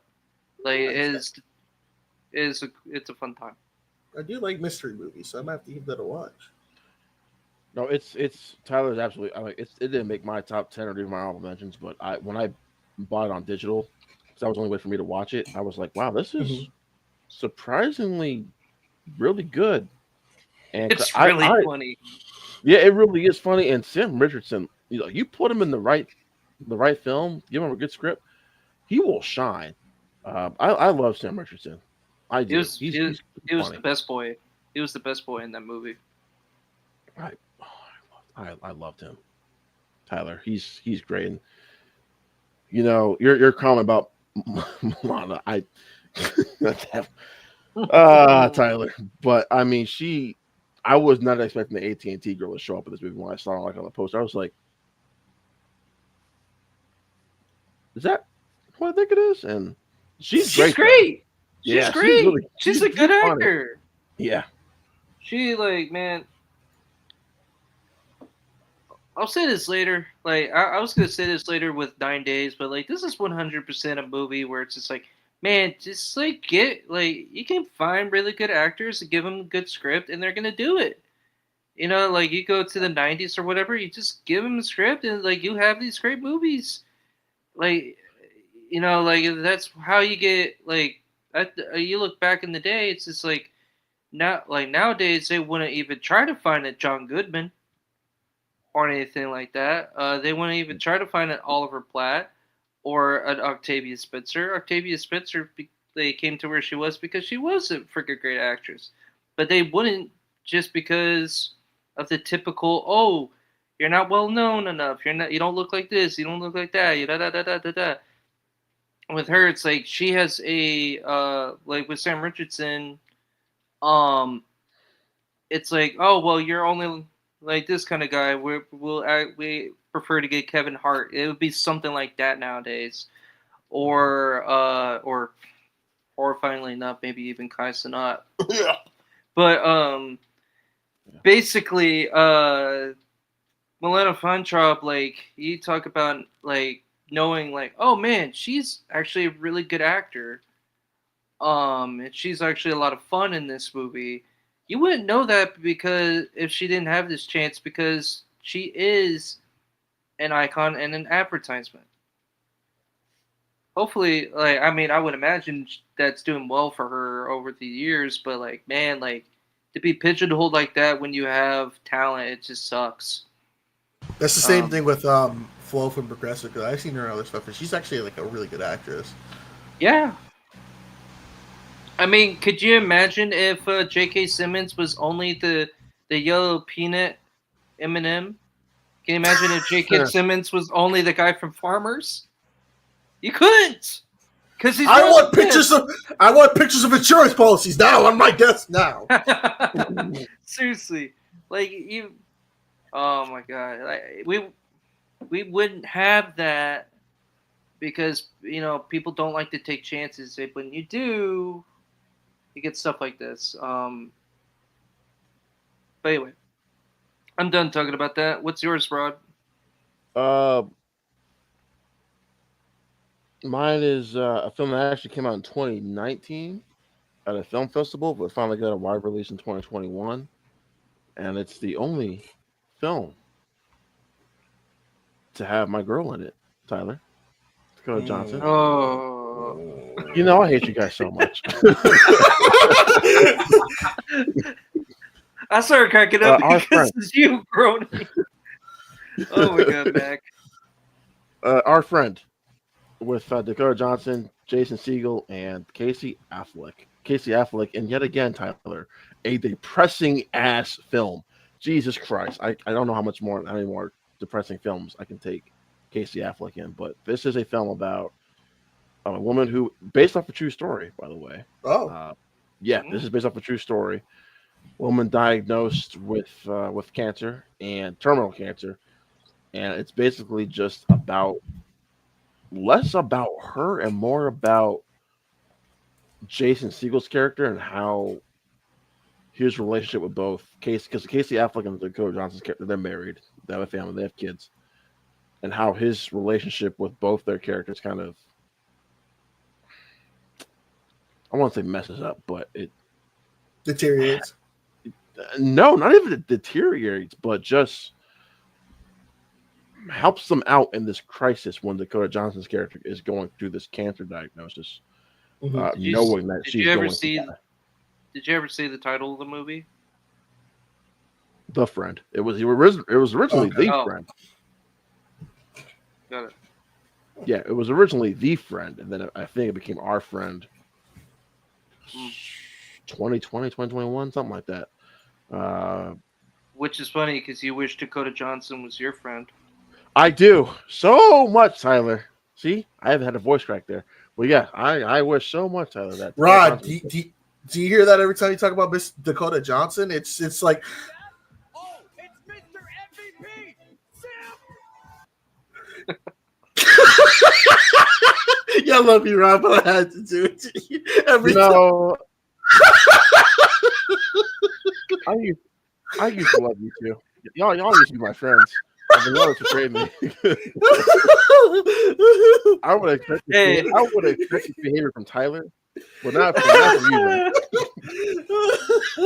Let's be fair too. If Zach was on the stream right now, do you have any idea how many times we would play that video?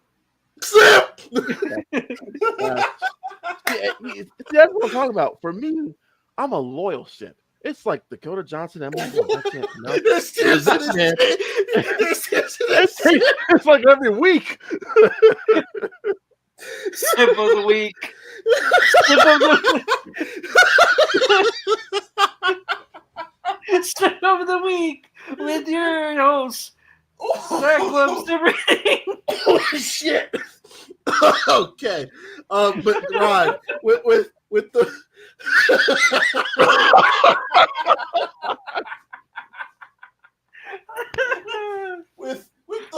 okay. Oh shit. Okay. With the film, the friend, you said it's depressing. Would you say, because we mentioned Casey Affleck, because we mentioned last week, Manchester by the Fucking Sea. Is it more depressing than that movie? No, it's not. But okay. I think the performances kind of do this movie in Mac because oh boy, you two are ridiculous. I made myself cry.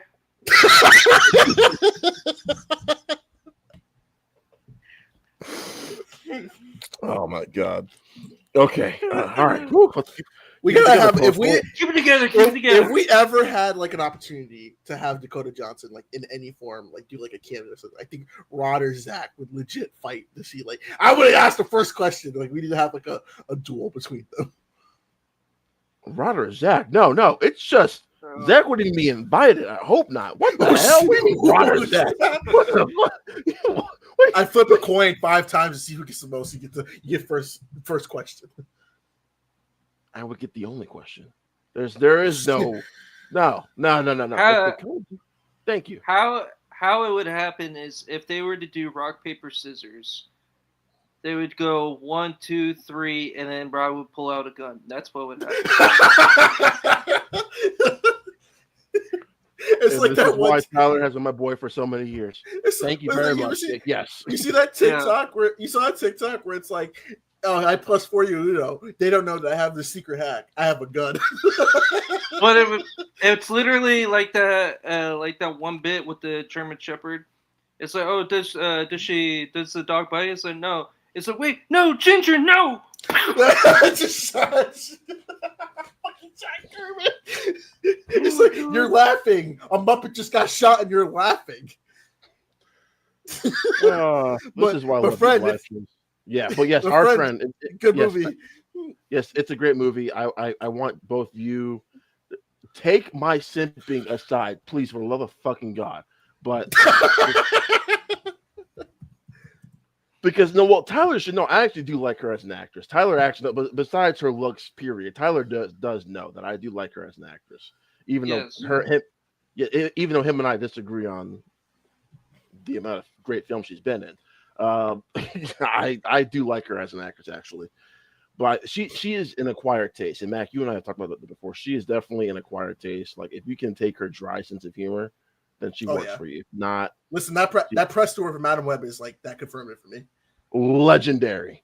Legendary press. I want to see a press run better than her press run for, because the best thing about that back was she was the star of the fucking movie. She's trashing the shit out of it. She is literally trashing her own movie. But anyway, yes, the friend or our friend or Rod Simps the movie, whatever. Watch this movie. I have this on DVD for crying out loud, and I hate owning physical media so fucking much. It is literally taking up space. I hate owning physical media. Kill me. I don't give a shit. Physical media fucking sucks. I want it digitally. There. I said it. That's right. But anyway, go see Our Friend. It's great. It's wonderful. It's a great biopic. What?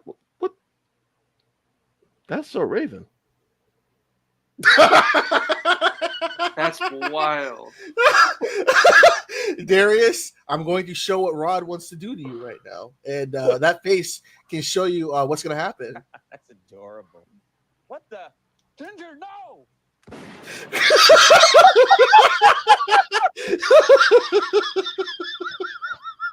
We showed the bit. I was gonna be so disappointed if we didn't put the video. Tyler, I had the cocked ready to go. I had just waited. I was about to be like, oh, okay, wait, okay. He met Madam Web. Okay. Okay. I was gonna be like, wait a minute, what? Oh my god. Oh, all right, God, Darius, but... you're forgiven. You're forgiven. So the community's number 8. We'll start with Darius. Darius number 8 was A Quiet Place Part 2. Dom's number 8 was Card Counter with Oscar Isaac. Zach's number 8. What? That movie fucking sucks. What the card counter? Ooh, look at me, go girls. I'm Oscar Isaac. Ooh. I hate that fucking movie so fucking much. Oh my god. You know how long I've been waiting for this? Ooh, I'm about to make a name for myself. Yeah. Zach's number 8 was West Side Story. He had West Side Story number 8. Again, simp reasoning. Rachel's Edward. That's all. That's all. Trust me. Kristen's number 8 was Nobody. You know, I'm actually watching part 2 tonight, Mac. I'm gonna watch it. Oh yeah. So I'm gonna message you tomorrow. Let you know how it is. Yeah. Yes, you saw it, right? You saw it. Yes, I did. That was the first movie I saw. Came back from vacation. What'd you think? Just real quick. I think if you've seen Nobody 1, you already know what's going to happen. It kind of goes beat for beat, just like it substitutes some elements of it, but essentially kind of like it plays out the same as the first movie. But I'm okay with that. If RZA does cool shit, I'm happy. I've heard a lot of stuff about Sharon Stone. Is that stuff true, Mac? What have you heard? It's very over the top. Oh God, yeah. I will say this: underdeveloped because they barely showed her character in the movie. I wanted more of her. Okay. Well, I'm excited. I heard Colin Hanks was a standout. So. Yeah. Dude. By the way, if you too want to see more of Sharon Stone, watch Basic Instinct. Because talk about being a simp. Right, what the hell? I mean, come on. But no sipping for Tyler here. But y'all gonna rag on me, and he's gonna bring up Basic. Hey. You know what? I hate y'all. No, I don't simp over that. That was just a joke. No. Listen. No. Don't forget about her greatest role, guys. Come on. Wait a minute. Don't you Mac? Don't you say it? Don't you think her greatest role was the scene in Catwoman with that dummy? Why is it so long? Why is there so many edits? Look at that dummy.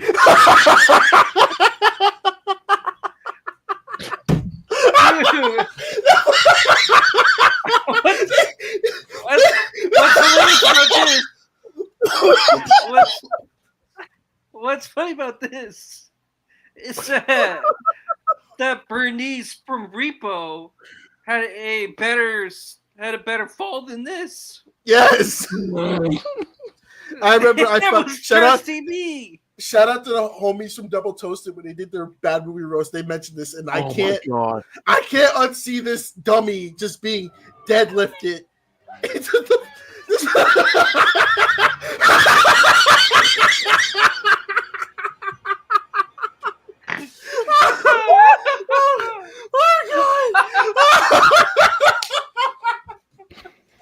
They said, "Yeet, fucking, we'll do it anyway." Trust me, Darius. Well, this is all our streams pretty much. This is literally what it is. See, we need Darius. I gotta meet Darius. I've talked to him a couple of times just via DM. I gotta talk to Darius in person. He's been on our podcast a few times, and he's a chill guy. He's a good guy. I love his reactions. I like his reactions to the movies he does. Like, I do too. I love when I get a DM from Darius when he sees a movie, and I'm like, oh shit, damn it! I was like, oh shit, here we go again. But let's go to number 7. My number 7, Rod, you actually mentioned this film, and this is a film that I feel like is overhated on, and that's Wrath of Man. I know. Yeah, listen, guys, hold on. Wait, hold on. Did Tyler give his number 8? Yeah, he did. Tyler, what's you gave your number 8. Yeah, I did. The Wolf. Yeah, documentary. Yeah. Okay. Jesus Christ, that must not talking about Dakota Johnson. Boy, I really am a simp. Okay, all right. But yeah, I love Wrath. I love Wrath of Man. Like, I like the action of it. I like the uniqueness of the story. I think this is like the most emotion I've seen Jason Statham given a performance, to be honest with you. Yeah. And I like it. I like the action in it too. And I think the cast is pretty solid. Like, they actually gave a good performance from Scott Eastwood, which is very rare. It's very rare to get a good performance from Scott Eastwood. Jeez, I mean, good lord. However, Eastwood. He's in a show called Platonic right now on Apple TV, which he's actually really good in that show. So if you haven't, but Apple TV Plus is home to a whole bunch of just really good shows.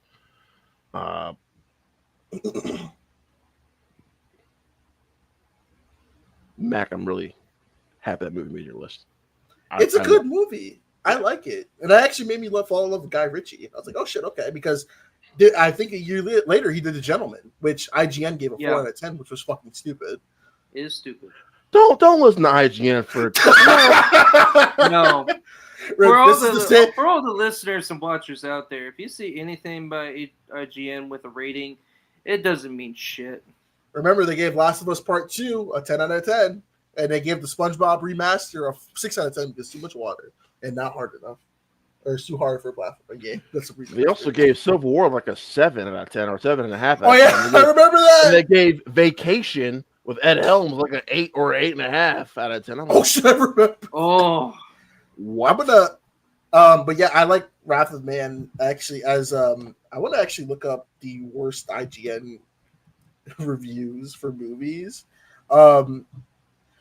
Let's see. I'm gonna do worst IGN movie reviews. Y'all have anything to add to Wrath of Man? What? You're missing out, Tyler. Pretty good movie. Tyler, please watch it. It's good. It's really good. It's actually, I would put it in my top 5 of Guy Ritchie films. Like it's good. Yeah. Now I'm probably overhyping it, but I like the structure of it also. No. Don't back out of it now. I'm gonna hold you to it. No, okay, fine. I loved it. I did. If I hate it, I'm gonna point. I know where to point fingers. You know what, Darius? I don't want to hear anything from you anymore. So anyway, you're banned. Yeah, he's banned. But okay, so listen, if he's gonna make fun of Dakota Johnson, he's no longer invited on this podcast. Actually, where's my Dakota Johnson shirt? But Wrath of Man, fun movie, definitely interesting. And if you're a Guy Ritchie fan, give it a watch. But who wants to go next for the number 7?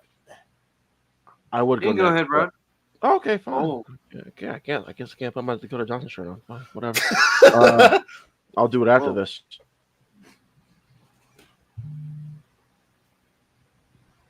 Oh, right. Yes. Yeah, the misconnection. Right there. I had to make sure I had it right. This is a film that I actually a Netflix movie I did get to see in theaters. I didn't have to drive all the way downtown for. But it's a film that no one else really liked all that much, Mac and Tyler.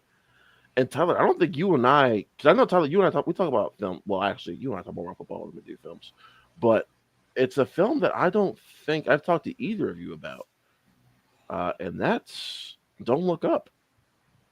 Oh, I had a great time with this movie. I've never seen it. I haven't seen it. See, I think Tyler, you're going to lean more towards what Mac just did than what I did. I do because I don't hate it. Just because you put me in a box, I will resist that and force myself to like the movie. Oh shit! Just to spite you. I didn't dislike it. I just thought some of the criticisms towards it were valid. I guess some of the criticisms are valid, but I got over it. I can get over some of them. That being said, I had a great time with it. There are Mac. I will not disagree. There are flaws in this movie for sure. I think this movie does get a little over preachy, Tyler. Like the back half of this movie. Oh God, Jesus Christ! It's very oh boy, it gets very preachy with its themes and messaging. But I think the performances keep it intact, and I know Mac will agree with me on this. Every time it cuts to Tyler Perry and Kate Blanchett, I was dying. Oh my God. You want to talk about Fox News done right? Hey, God, it's like accurately scary. Funny how it was. I've seen those scenes like 100%. And they are absolutely hilarious. And I forgot every time I forget that Timothy Chalamet is in this movie. I really do. And I forgot he was in that movie. You know what this movie reminds me of? Remember that movie in 2012 with Steve Carell called Seeking a Friend for the End of the World? Love that movie.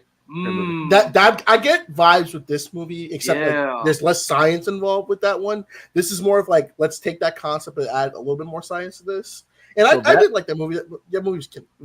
It was cute. That movie, that 2012 movie, is less preachy. This movie gets very heavy-handed with its messaging in the second half. It just didn't bother me. Like I know it bothered a lot of people. Also, I think there's too much going on, Tyler. Like there's because there's so many characters. There's DiCaprio's character kind of going through a tumultuous marriage, and Jennifer Lawrence character, what she's going through, and Tyler Perry, Kate Blanchett. Oh my God, we got Jonah Hill and Mary Streep. Meryl Streep. Well, Rod, I have a question. So Leo has a tumultuous marriage in this, so he's also married to a 23-year-old who's. I knew that was coming. I knew that was fucking coming. I was like, just sit the landing. I knew it was coming. I saw your face too. I was like, oh. But who? That I can't believe his performance.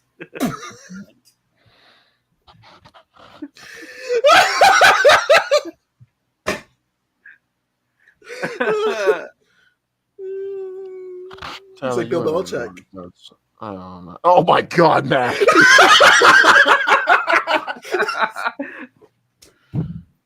Oh, Jesus. Hey, Mac. You know what's funny, Mac? What's up? You and I thought that a top 10. Let's make it shorter. This episode is just as long as hey, look at the bright side. Look at the bright side. It's only 9:23, and we're at least like getting through the list. It's true. Yes, we're like we're at number 7. At least we're at number 7. If we did the original format, we still would have been in February. That's true. All right, that's true. Last week we were still in April. This fucking time here. We started early too. Well, yeah, I don't think we started as early as we did in last week, though. Did we? Yeah, we did. We started around the same time, 6:30. Yeah. Oh shit! Well then, fuck me. Yeah, no, I'm wrong. Okay, darn shit. Yeah, right. Because we talked for too long for February. Yeah. And then we got to April, and we're like, damn, we need to speed this up, and we just blasted through the summer. Like nobody's. You know what this means? We love movies. We love movies. Yes. That's how we talk forever. That's We love true. movies. But yes, don't my look number up. 7 is Don't Look Up. Yeah. Hey, did I you said guys know tell that it. there's a post-credit scene? Like, there's two. There's a what? There's 2 post-credit scenes to this movie. Wow. Oh yeah, that's right. Yeah. I didn't know that. So I saw the first one with Meryl Streep and the guy from the BFG, Mac. Remind me his name. I'm Rylance? blanking. Yes, thank you, Tyler. Mark Mark Rylance. Rylance?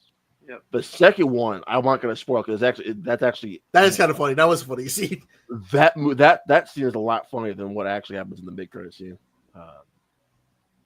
Jonah Hill's actually really Tyler. He's hysterical in this movie. You'll love Jonah Hill, but the Meryl Streep stuff is actually the least interesting stuff about this movie. I don't know, Mac, if you agree with that. Okay, that was yeah. that was the part I was like, okay, I see what you're getting at of who you're trying to parody and stuff like that. I'm like, okay, because I think this is both Adam McKay's best qualities as a director and the worst qualities as a director. Look, you get the best of both worlds. With Yeah, Adam McKay in this movie. Yeah, I'm just shocked Will Ferrell was in this movie. Will Ferrell probably was like, there's too many famous people in this movie. I can't be a part of this. No, I'm good. I can't be outshined. Because Tyler, literally, there's a lot of famous people in this movie. Yeah, I know. Ariana Grande's in it. Yep. Freaking Kid Cudi, who I love, my favorite rapper of all time. I love Kid Cudi. Oh, I forgot he's in that too. That's crazy. Dude, shout out to Kid Cudi. That's it. Sorry, Max. Shout out. No, that's just shout out to Kid Cudi. I liked there's a show on Max called Young Love. Awesome show. Wish you got another season. It's based on the short film, the Oscar about the hair where the mom had cancer, and Hair Love, the Oscar that won a few. When we're done, send that over to me. I want to watch that because I watched. Oh yeah, it's good. Oh yeah. I'm gonna watch. But what I was gonna say was, it's not a lot of Ariana Grande, Tyler, but she makes the most of her screen time.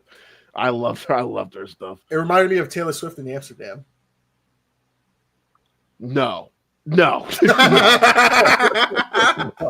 This is better than Taylor Swift in Amsterdam. By the way, just real quick, Amsterdam sucks. I hate that movie so much. Yeah. I can't see that movie. By the way, who's next with number 7? Tyler, what's up? All right. This is my second and last documentary on this. Questlove's Summer of Soul. Ooh, yeah, I like that one. That's a good one. Oh, you mean the movie that Will Smith upstaged? Yep. So that's my number 7. Moving on. That's hot. That's hot. That's hot. That's hot. Brother. Anyway, but yeah, another great documentary. I mean, everybody probably knows this one at this point. It's on Disney Plus. It's on Hulu. Yeah, man, I don't know what to say. I think it would be kind of weird for me to be preachy about it for certain reasons. But again, it's just a really good documentary, and not knowing, like, I like historical documentaries that don't happen to be, true crime or something like that. So it being about like something like this in point in time, and it being also like a great culmination of music in the 60s, a lot of stuff going on in the 60s. I mean, the 60s in itself are like, I think it's probably the most interesting decade in just American history in general, especially at that century, because of so much going on and everything else. And and also from a musical standpoint, it's beautiful, and like all the stories that they had, and of course because of the civil rights situations, but also just a perspective as somebody who doesn't come from that specific background. It's just, I just like being enlightened with things that is beyond my perspective. So it's cool to see stuff like that, and we need more of that sort of thing. So definitely support it. And Tyler, just for you, it's okay, man, because we're gonna make you honorary one of us. We gotta play you our theme song. And I'm black, y'all. And I'm blacker than black. And I'm black, y'all. I'm blickety black, blacker than black, black. Oh shit. Black.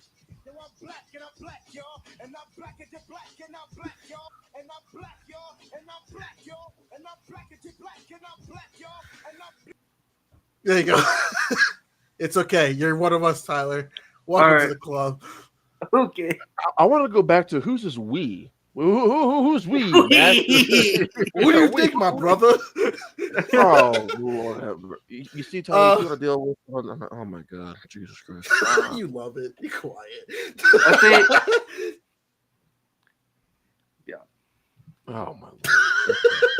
Anyway, so number 6. So number 7 for everyone else. Darius had West Side Story at number 7. Interesting. Okay. Dom had Coda at number 7 along with Kristen. They both had that at number 7. And Zach has Last Night in Soho at number 7. Simp. Yeah, but God damn. Yeah, definitely simp. no, There's double simp in that. there is double simping in that, but I also know Zach. We all know Zach. He's a horror guy, so that makes sense for him. But Yeah. Coda, I was not I was not upset that won Best Picture. It would have been my first pick, but I remember watching that film for the first time, thinking, I wouldn't be displeased if this got nominated for Best Picture. That's one of several films from that year that I know people have been talking about that I haven't seen yet. Okay. Which is why when y'all were like, "Hey, we're gonna do 2021," I was like, I don't have any time to watch that movie, among others. So, I mean, it is kind of sucks because I've heard just a ton from it. And I've been excited to watch that movie because for what it is and everything, to see actors like that work, I've just been intrigued with it. So number 6, I'll go. I already mentioned it before because it was someone else's list, but I got Nobody at number 6. I love the action film. Like, we were still waiting for John Wick Part 4 because we didn't know if we were going to get it, or Part 4. And we were looking for that action movie craze, and they're like, "Hey, how about we take Saul Goodman and turn him into like a badass and make Christopher Lloyd bad?" And it worked incredibly well. Yes, this movie is like fun action. The bus fight scene is one of my favorite like action set pieces in like a closed space, probably of all time. It has one of my favorites, an underrated moment when the villain threw a fucking chair at someone in the hospital. Was like, "Boss, look, he's fucking eating a chair at him." Like, that was funny. And I like the score because they use classical music pretty well. And Bob Odenkirk really pulls in a great performance. Like, and this movie actually helped save his life because remember he had that heart attack on Better Call Saul, but he started losing weight working on Nobody, and this movie actually saved his life. And even in Nobody 2, you could tell he looks really skinny. He looks really good in shape. Yeah. Man, again, like if it wasn't for what he did in Breaking Bad, I'm like, can you imagine not having Bob Odenkirk as an actor and everything? Like, that's insane, especially with like Better Call Saul and everything. Yep. It's crazy. But like, a question I've got that I just thought about is because these 3 films in different ways are kind of similar to each other because it's the idea of a hitman or special forces rep hiding in plain sight.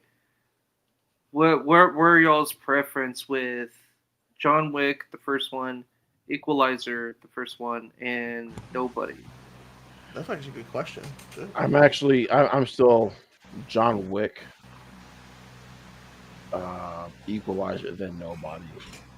I think just because John Wick there's that element of surprise because that first trailer came out literally 2 weeks before the movie came out, like 2 or 3 weeks before the movie came out. And I remember going into that movie with a whole bunch of my friends from college, just like, we're just going to go see some throwaway action movie it's going to kill some time on a Saturday. It's going to kill some time.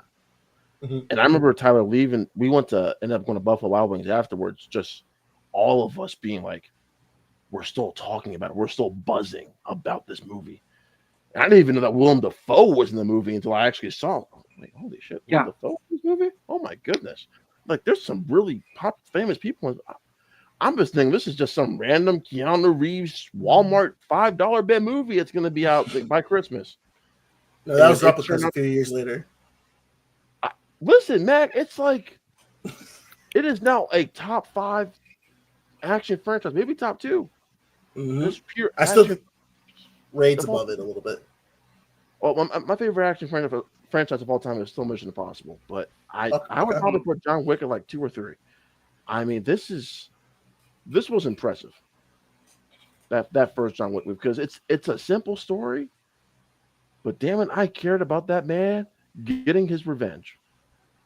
They did Yeah. enough in that first 10 minutes where I was like, I give a damn. I give a damn. And speaking I- of that, I think that's like what makes these work so well is like because people make fun of like these movies just going on and on with John Wick because of the one dog, but like as dog lovers, you're just like, well, yeah, I would do the same thing, and like with Nobody, it works so well because none of us are fathers yet or anything like that, but at the same time, like you could kind of relate with even though he is just a crash out away of, not enjoying his life or whatever, which is like not being the same anymore. Um, it's a very valid that his reaction is just because of a very simple, Kitty like, cat bracelet.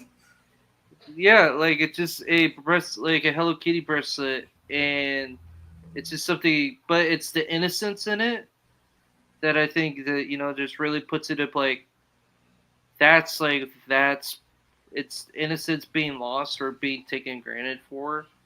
Mhm. That it's just like a small little thing, and it's kind of funny in a way, but at the same time, like it grounds it enough because it's an emotional response, and you can get around with that rather than it just being like these guys walked in my world and I'm just gonna wreck shit. Like no, it's there's a reasoning and a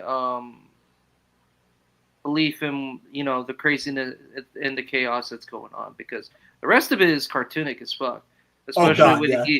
especially when he's talking to his his what is he like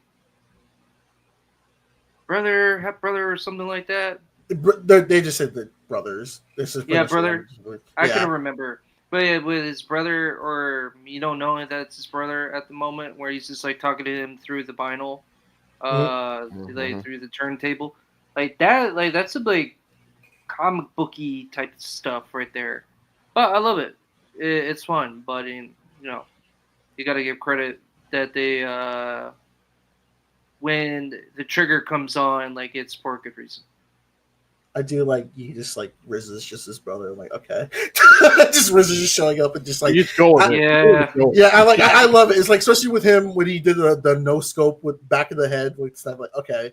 And then seeing Christopher Lloyd kill those guys in the retirement home, I'm like, okay. Oh my god.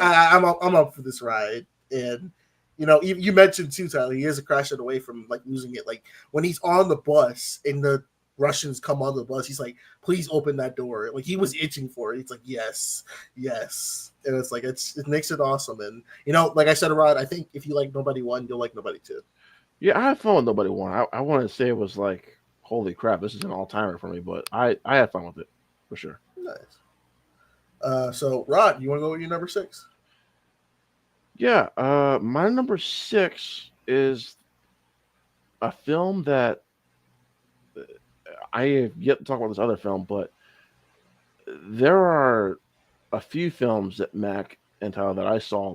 I mean, you guys know I go back to the movies and see films multiple times in theaters. Yeah. I was not expecting to see this as many times as I did in theaters, though. And I love this actor who's in this film. But I thought this was going to be kind of a throwaway film from the studio. and it ended up being a film that, to me, even though it's not based off a video game, I was like, this might be the best video game movie we've ever had. Yeah, I'm talking about Free Guy at my number 6. Free Son Guy. of a bitch. Yeah, I love this movie, guys. This movie to me gets better and better the more I watch it. It's become a comfort film, honestly, Mac. At this point, it's Ryan Reynolds being Ryan Reynolds, Mac. Like he's not doing anything special here. He's just being Ryan Reynolds. But in this kind of environment, Mac, I can take that. I'm like, you know what? This works for me. There's a warmth to this movie too, Mac, where I wasn't expecting. There's an emotional core to this film I wasn't expecting. And when I saw this the first, because my sister and I went to go see this on opening night, and I was not expecting the audience pop, Mac, to be as loud as it was. Like, my audience I was in was just, everyone was just, of all the big moments, raving, just loud and rambunctious. And the cameos that we did get back, the Chris Evans cameo, that was my favorite. Yes, a perfect cameo. The Star Wars lightsaber, better than anything we got in the Rise of Skywalker. I mean, Jesus Christ, that was perfect. My low negative with this film, Mac. And I love Jojo Rabbit, but Taika Waititi, he annoyed the hell out of me. Was this your start? Because I was going to say this was right before people kind of got sick of it, because it was a year before Thor a year before Thor Ragnarok. I mean, Thor Love and Thunder came out. Yeah, this was the beginning of it, Mac, because while the Kentucky Fried Chicken joke, I'm like, this is just out of place and out of tune, and just no, this doesn't belong here. Yeah, the joke writing is pretty trash. Especially his jokes. I was like, this just doesn't belong anywhere. Had to be improvised. Yeah, but to me, the heart of this film lies with Jodie Comer's character. I love Jodie Comer as an actress, and One thing I love, well, I was gonna say, I feel like you might mention it later, especially, but she's in a film that came out later this year. We're talking about. Actually, I haven't seen that movie yet, but 100%. Oh, This was the birth. This is the birth of Jodie Comer, and you gotta love it for it. The birth of Jodie Comer actually came with Killing Eve, but no one watched that show. Well, that's true, but I mean, to the wider audience, for sure. Yes, to the broader audience, this was Jodie Comer's coming out party, because she's actually Mac and Tyler in a film later that came up this year. That's unfortunately not in my top 10 of the year, which was The Last Duel from Ridley Scott, where she gives, in my opinion, Tyler, I think maybe one of the 10 best performances of the year, in my opinion. See your categories also. That's why the category. You seen this movie? Are you the one? You're the one that's been getting into my account. Is that why I'm being charged for 5 different subscriptions that I didn't sign up for? With Free Guy 2, Rod, I want to ask you. Yeah. Do you think this did the concept of Ready Player One better? 1,000%. Yes. Yeah. And this is coming from someone who loves Ready Player One. Yes, this is better. Absolutely. But I also think this film has more heart, which I care more about than anything else. Like, this film has a relationship between a video game character and a real life character, and they do that better than Ready Player One's relationship between 2 human characters with Olivia Cook. I'm ugly with a scar. Yeah, it's just so very cringe. But like Jodie Comer's humor character and Ryan Reynolds' video game character have more chemistry than the chemistry between Olivia Cook and whoever. I keep forgetting the main guys. Is it Tyler Sheridan? Yes, thank you. I played. No, Taylor Sheridan. I'm sorry, Taylor Sheridan. It has nothing to do with my name. Keep my name out of your mouth. Oh, now you bring up King Richard. Anyway, My bad. so I forgot this was this year. That was a good joke. It was a King Richard joke. Keep my name out your fucking mouth. I'm going to. But no, I agree, Rod. I like Ready Player One. I will say I have an infamous history with it because I used to work at Target in 2022. So right when it came to DVD, I kept hearing, I like fantasy. I kept saying the same. I was like, oh my god, like shut the fuck up with this movie, dude. And I remember they played that trailer like crazy. They're like the sweet fantasy. This is probably the closest we'll get to a GTA movie too. Yeah. Oh, you're muted, Mike. You're muted. Right. So you know that the there's a cover of that Deep Fantasy song at the end of the movie. Mm-hmm. That's Jodie Comer singing. Really? Whoa. Yeah. Okay, At the end, she got some vocals. Yeah, when she's running on the bridge, that's All right, Jodie Comer. Jodie. When he's running on the bridge, that's Jodie Comer. Look it up. Jodie. All right. Yeah. I was not familiar with your game. Wish she was in more of 28 Years Later because she was a good part of that movie too. She's the best part of that movie, man. Yeah. Okay, I like Ray Fiennes. I don't know. To me, that mother-son dynamic was the best part about that movie. To me, Can't wait for Bone Temple. Yeah. Look, I'm not gonna lie. That trailer, that was fire. That trailer. I'm just curious to see what Jack O'Connell will bring to the table. I'm just curious how much money he's gonna make. Well, January. The director of everyone's favorite Marvel movie, The Marvels. I'm Actually, I'm ready. Yeah, I'm ready for Takasa to, finally get her flowers again. Well, you know what's funny is that someone has their movie at number 6, and I won't say who until Tyler gives us number 6. But okay, Tyler, what's your number 6? Well, one thing I want to say about Free Guy is surprisingly, but also well found, is that the real villain of the movie is Fortnite itself. Fortnite is the villain. Wait, what did you say? Fortnite. Fortnite, the video game. Yep, you heard me.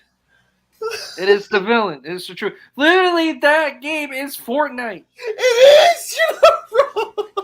It is Fortnite. It was a totally different game before it became Fortnite, and then these people made it to something that it is to a bastardization of its original product. That is Free Guy.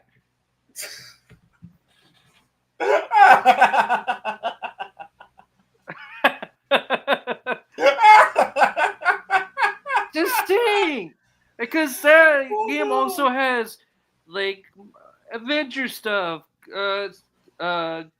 Dragon Ball, all that. Oh god, pretty much Fortnite like got the.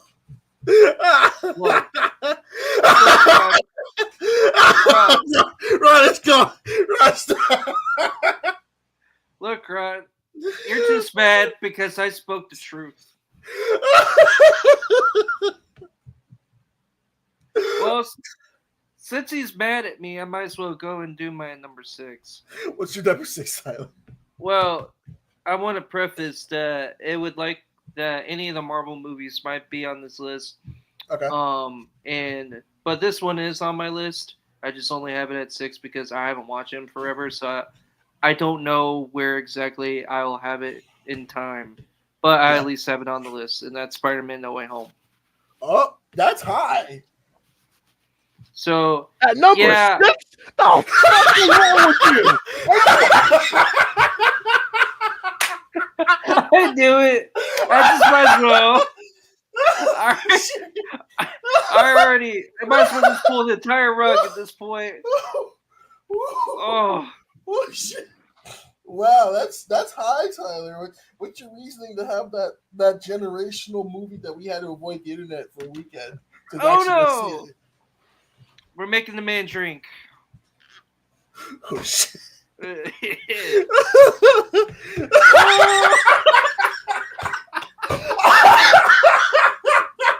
That was a hard sip right out of the bottle. Yeah. Oh god. My chest would stop. Ow. Fuck. Ow. Shit. Sorry, back. Oh, all right, god. but I knew you'd be pissed, Rod, but You get I damn wanted. right I'm pissed. Oh no, pissed is when I don't get my fried chicken from Publix. No, I'm more than pissed right now, Tyler. Oh, you have no idea how. Oh, motherfucker. I, Okay, I'll be I back. understand I'll be we're back. not friends anymore. It's okay. You're All damn right. right we're not friends. You out the league, Tyler. You out the league. Don't number 6. The fuck is wrong with you? I thought I knew you better. Mother, what the I gave you a preface. It was because I haven't seen any of these movies from 2021. It look, if I had time and I rewatched these, I would have them in the proper place, and it would probably be in the top 10, top 5. But right now, I'm just keeping it in the 6 because I didn't. It's just a soft 6. It's very soft, like the tension between you and me. It's soft. So, anyway, moving forward, No Way Home is. I mean, I haven't seen it in a long time, but you want to talk about a movie that brings the best out of Spider-Man into one film, and there's a bunch of them at this point because of Spider-Verse. Yeah. And like the biggest thing of like why I wanted to be cautious with this movie so high is because it was such a kind of like Civil War. It was such a high culmination film, and it had a lot going on, a lot of pieces that were basically a lot of fanfare and fan service, and it's things like that where I just kind of like over time, some people, rightfully kind of go, oh well, I loved it when I saw it in the theater for the first time, but I'm a little less on it now, but they still like it, and I just don't know if I land in which spot at this point because there's so much time that's gone by and I haven't seen it so long. But at the same time, I can't argue that seeing those villains again is great, and some of them are in their best form. Especially Jamie Foxx's Electro. Yeah, they fixed his teeth. Yeah, fixed a lot of things, but but good to see Willem Dafoe again in this. It's top tier. The emotional elements of the film, of what Peter Parker does in the very end, Tom Holland's Peter Parker, and that whole thing, everything with Aunt May, and those emotional elements, and at one point it did have number 1. It's just I haven't seen it so long, and I just kind of want to be. I want to be respectful of keeping it on the list, but not, overinflate it when I might rewatch it again and not be so high. So I was just being objective in that sense. But it's 100%, in my mind, one of the best movies of 2021. Whether you're an MCU fan, whether you're a Spider-Man fan and you like those things, or vice versa, or you just like enjoy watching movies, it's one hell of a, it's one of those movies. If you take away the superhero trend, if you take away the Marvel trend, the fact that it's like, okay, let's put this and this and this together and make it work, and it does work, and it's a big fun time, and you're hooting and hollering, and you're laughing, and you're getting emotional or whatever, and it's just a roller coaster ride. That's what we call cinema. That's cinema. And that's what a blockbuster is, and a really good one. And this definitely does that. And man, you want to talk about one hell of a high of a movie, especially after we got something comparative of it to Endgame. And that's they're basically in the same spot because of what they both do for different reasons. One, because of the build up at that point and the emotional payoffs and everything. And with Spider-Man, they home, they basically just take a bunch of things into one and make it work. I mean, come on, we could quote this movie again and again, especially when it's all the three of them. Dude, I remember seeing it again when it was released at theaters, when it was released with some of the deleted scenes, especially when Andrew Garfield was like, "Oh man, I really want to see the holes." Yeah, that's right. that Andrew Garfield was such a stand-up. He's like, I never fought. wait. So in Feige we trust. That is Rod right there. Sure, in Feige we trust. Oh God! But you know the thing what I love about No Way Home, because I do have No Way Home later down my list, is that it felt like such an event. Do you, Mac? Do you? That's good. That's great. I'm glad. It felt like a celebration of everything with Spider-Man. Like this has been building up since Sam Raimi Spider-Man, because that's my personal favorite Spider-Man. But it combines what we love from the Raimi movies, from the Webb movies, and then the Tom Holland movies. And seeing the hype up for this, I went opening night. I went Thursday.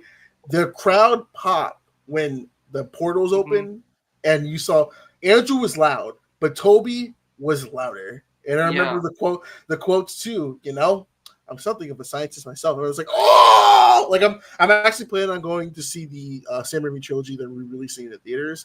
I'm gonna go there and re-quote the whole thing, everything. But I think No Way Home. Wait, that's this next weekend, right? Yes, it is. Yeah. Damn it! I hope I have a car. Okay. But like, I think No Way Home was both good and a little bit detrimental to how Marvel is doing the multiverse thing. Because it's like we could do this, and I'm like, this is some of the multiverse, but it didn't start it. I think Doctor Strange kind of helped make it worse, just a little bit. But No Way Home's still good, and you know, I think Rod already knows No Way Home is a good film. Somehow he thinks we don't think that, even though we're talking about it in our top 10 list. Tyler, you know, I don't want to talk to you right now. I'm just so hurt. Bro, it's my number 6. It's on the list. I'm sorry, it's too low. I'm sorry. It's just. I again said this was a list that was for conversation, not my official top 10 list. It is. Listen, it's just I shared a visual representation of. Just be a hater.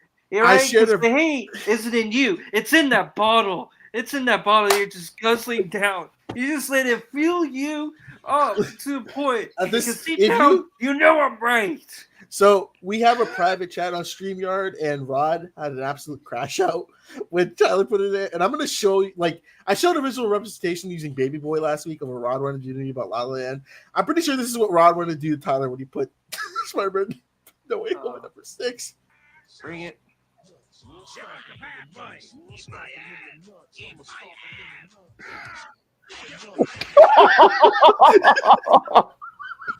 I found that. Oh, that's actually very accurate.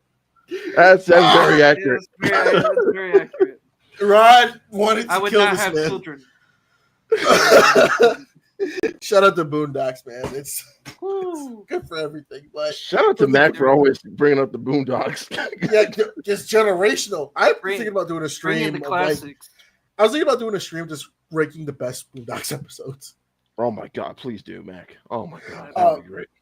But the community's picks, Darius had In the Heights at number 6. Yes. Dom had Don't Look Up at number 6. Oh, did he? Oh, okay. Right.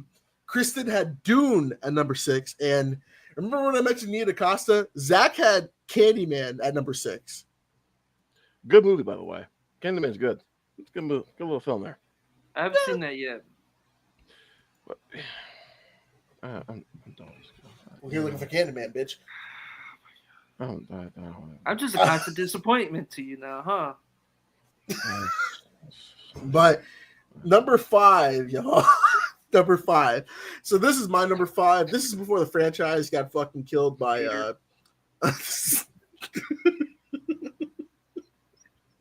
I know you're giving me shit because because of how I feel about the Chiefs. I know why. You're giving me a taste of my medicine.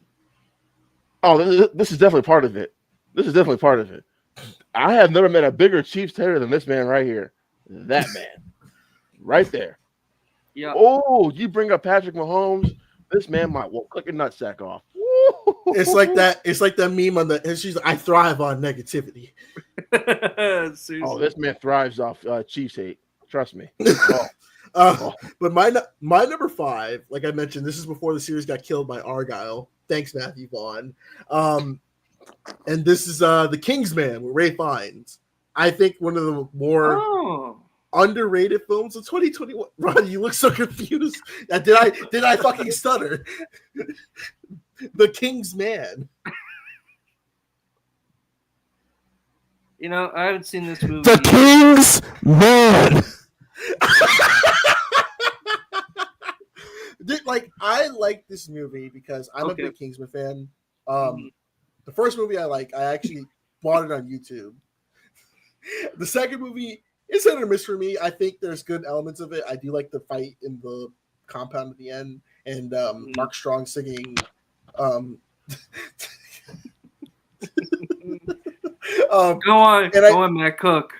And then I like this movie because it tells the origin stories of the Kingsmen. Because in the first movie, Colin Firth was saying, like, hey, the founding members, they lost their heirs to World War I, and they started Kingsmen and stuff like that. And it led to that because it showed the origins of Kingsmen, because Ray Fiennes was like the originator of the Kingsmen. And then I will say there are some weird things about this movie, is like how his son wants to really fight in World War I. He's like, I really want to go to war. And I mean, like, that fight in No Man's Land was pretty cool, was good. And then Rasputin in this movie was fucking hilarious. This man was just a fiend, and I just like the action. And I like it. I think in December, like, it came out December, later parts didn't get much love, but right. I like Kingsman, so I think that this was a good entry in the franchise. Rod, your thoughts? I think we can tell what his thoughts are. I guess he did not like Kingsman. Tyler, your thoughts? I haven't seen it. I'm glad you haven't. Fuck you, Rod. Straight up. Like, fuck you. Fuck you. Damn. I like Kingsman. I love you, man. Hey, man. I didn't mean to say it that hard, but I'm like, I had to say that, because I was like, screw you, man. I like Kingsman. Don't shame this man. Yeah, like, maybe. I was like, yeah. I was like, damn, Ray Fiennes had like 2 years in a row. He had good movies in December because it was Kingsman, and The Menu was next year. Okay. I know you're not comparing his performance in The Kingsman to The Menu. I'm just saying. Just black ass and comparing. Oh, sweet Jesus. This is what happens when I start drinking. This man got a little racist in here. Ooh. Bro, you already started drinking. Tyler, the chat didn't know that, though. They saw the bottle. I like Kingsman. What can I say? I'm sorry. All right. 100 times better than Argyle. Probably true. I can't disagree with that statement. I can't. Okay. All right, Mac, you win. I can't disagree with that. I like Argyle, but this is probably better than Argyle. Okay. I'm like, if people like Argyle, I'm not mad at y'all. I just thought, I didn't see how that was connected to Kingsman. I was just like, oh, okay. And I thought, like, it was a movie where I'm like, okay, Matthew Vaughn, you've gotten a little too much power. Like, it became the Todd Phillips of the Joker when you just have too much power. And now he's doing like a reboot. Matthew Vaughn, Zack Snyder. Yep. Now he's doing a reboot of like Kick-Ass, I guess. It's like a new trilogy, like a reboot. Okay. Whatever. Don't get me started, Mac, because they should just continue on with what they had with Aaron Taylor Johnson. Yeah. But let's just some of these guys just need to pick a lane and just stay in your lane. Stay in the lane. Damn. I don't know. Stay in your lane. Yo lane. You gotta put the yo in there, dog. Boy, okay. All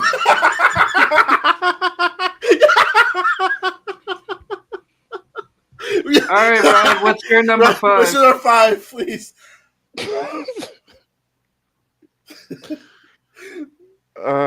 Yeah, this is where I have This is where I'm gonna have Tyler looking at me. This is where I have Zack Snyder's Justice League. Oh, I just was ready for it. I mean, see, you get riled up when I say something. I'm just ready for it. You know, Tyler, that's because we've been friends for years now. So you're used to my nonsense. Okay. Yeah, apparently you're not used to my nonsense. No, because your nonsense is always around. Oh, Matthew Stafford's gonna win the MVP this year. Oh, I've never said that. Shut the fuck up. You fucking asshole. What do you like about fucking that Zack Snyder's dumbass cut, huh? Well, you see, Tyler. No, I don't see. Even with glasses. I don't see it. See, no, that was an asshole remark right there. That's being an asshole right there. But anyway, I where do did Matt have go? one. Go ahead. I don't know. All right. Anyway, this is the Ryan Tyler show now. So here we go. I'm gonna run to the bathroom. Mac, you can just went to the bathroom. You didn't have to tell us know that you're gonna go Well, do the dirty. But anyway, or he's doing a bit and he's about to say this is how long it took for the scene to end because of slow mo. Tyler, that's what that's what I'm expecting. Honestly, I'm expecting him to do something like that. But anyway, this is the Ryan Tyler show now. Okay, so yeah, we've taken over. Mac is no longer the host of the show. So anyway, what do I love about Zack Snyder's Justice League? Well, Tyler, we have to start with frame one, scene one. It's beautiful. Oh, now and you were worried about the stream for going so long. You're gonna start from scene one of a 4-hour goddamn movie. I came back to this. Wait, I heard 4-hour movie, and I'm like, okay, they're still talking about Justice League. Because he's just like, all right, let me start talking about this movie. And he's just like, all right, I'm gonna start from Act 1, Scene 1, and I'm like, you're pitching about this thing for going too long. We're halfway through. Don't stretch down any longer than that. Rod, did you watch the Justice League in one sitting, or did you split it up? That's crazy. Oh, I watched it. I watched this movie twice, back to back, on opening night. Well, when it dropped on HBO Max, yeah, I watched it at 3 a.m. and I watched it again at like around 7:30. Yeah. Oh my god, Jesus, Mac, I have issues. I thought you knew this by now, but anyway. 8 hours of I would have lost my damn mind. Oh, I lost my mind. That's why I'm here. But I lost my mind. Did you watch the black and white version that came out? No, I have not watched the black and white version. Okay, because you're like, I don't want to watch another 4 hours of this just in black and white. Dude, no, like, we were talking about a movie earlier about like why is it in black and white? That's one there. No, I'm with you. I don't know why that movie's in black and white. It makes no difference. Now, one movie Logan in black and white makes a difference. I will give you that. Yeah, that movie makes a difference in black and white. Yes, this movie does not make any difference. But to me, Tyler, and here's what I said on our podcast the other day, that to me, a part of this too was because I had such little expectations for the Snyder Cut, Tyler, of like I didn't really care what the Snyder cult thought, and this is coming from someone who loves Man of Steel but doesn't like Joss Whedon's Teletubbies version of the Justice League. This to me, Tyler, was everything I wanted a Zack Snyder version of the Justice League to be. Fair enough. Even with those false promises, because we knew what the DCU was about to become. Right. To me, this was. I forgot which movie you bought this up with. Maybe it was this movie, but a once in a lifetime type of film of just experiencing a director's vision finally come to life, and knowing why this film ended up getting made in the first place was because of his daughter. I don't want to get into that whole thing, but there was something special about seeing that at the end of the movie before the credits started rolling too, where it got me emotional. But I saw the care Snyder had for these characters finally live in this film. This works well. To me, Tyler, take out the epilogue, because the epilogue sets up like the next 2 to 3 Justice League movies. No, I'm already repressing it. Go on, Cook. But everything after uh, everything up to the point where Victor's dad gives that really emotional speech at the end of the movie, I loved. Oh my goodness! Like his dad's speech, Tyler, it broke my heart, and it gave me warmth at the same time. Like this is breaking, because like his death actually meant something to me this time around. And wait, did he die in the original cut? I don't even remember. But anyway, He did. Did he or did he not? I don't No, he know. did. I forget. He died. I didn't think he did. I thought he died in the original one. Yeah, he did. No, I don't. No, I don't think. I don't think he did because I remember. I think there's a scene at the end where him and his son are working together. Oh, okay. Yeah, I'm pretty sure there is. I think I was right, but there's an emotional weight to this movie that was not there with Joss Whedon's cut, Tyler. Just not. And I think that's what was missing for me. And because Joss Whedon literally tried to do what he did with 2012's Avengers, and it failed miserably. I love that we finally got the dark side, even if it was only for about maybe 5 minutes, Tyler, Mac, total. We see dark side. Yeah, but the full weight of it is felt. His presence is felt. It meant something. Oh, Mac, the stuff on Themyscira. Come on, are you not entertained? That was good. That part, I will say, the best part of this cut is the Flash, pretty much like showing that they lost, and that he had pretty much no flashpoint to go back in time. And everyone's like, I know people saying like they should have been nominated for an Oscar alone for that. I'm like, okay, relax with that. Let's relax a little bit on that. But the fact that the Flash got that moment, and we were robbed of that moment, I love that. Yeah, I don't know how we went from that moment to the Flash movie. Well, don't give me started. But I just think about that because it's such a good moment. No matter how I feel about the movie, it's a highlight. It's a highlight. It is still my favorite live action Flash moment. Now, here's the funny thing too, Tyler, and I'm curious if you and Mac agree. Yep. And I haven't brought it up yet because clearly it's higher on my list. But the best speedster moment did not come in a DC movie that year. I'm saying, dude. I'm saying. It's my girl Makari, my guy. Jesus. She has the best speedster moment. Oh, Eternals. I was trying to figure out, like, wait, what? I had to think about it. I was like, oh, shit, that's right. I completely forgot. No, Mac, we're talking about Tom and Jerry the movie. I saw that on Max, dude. That was God interesting. damn it.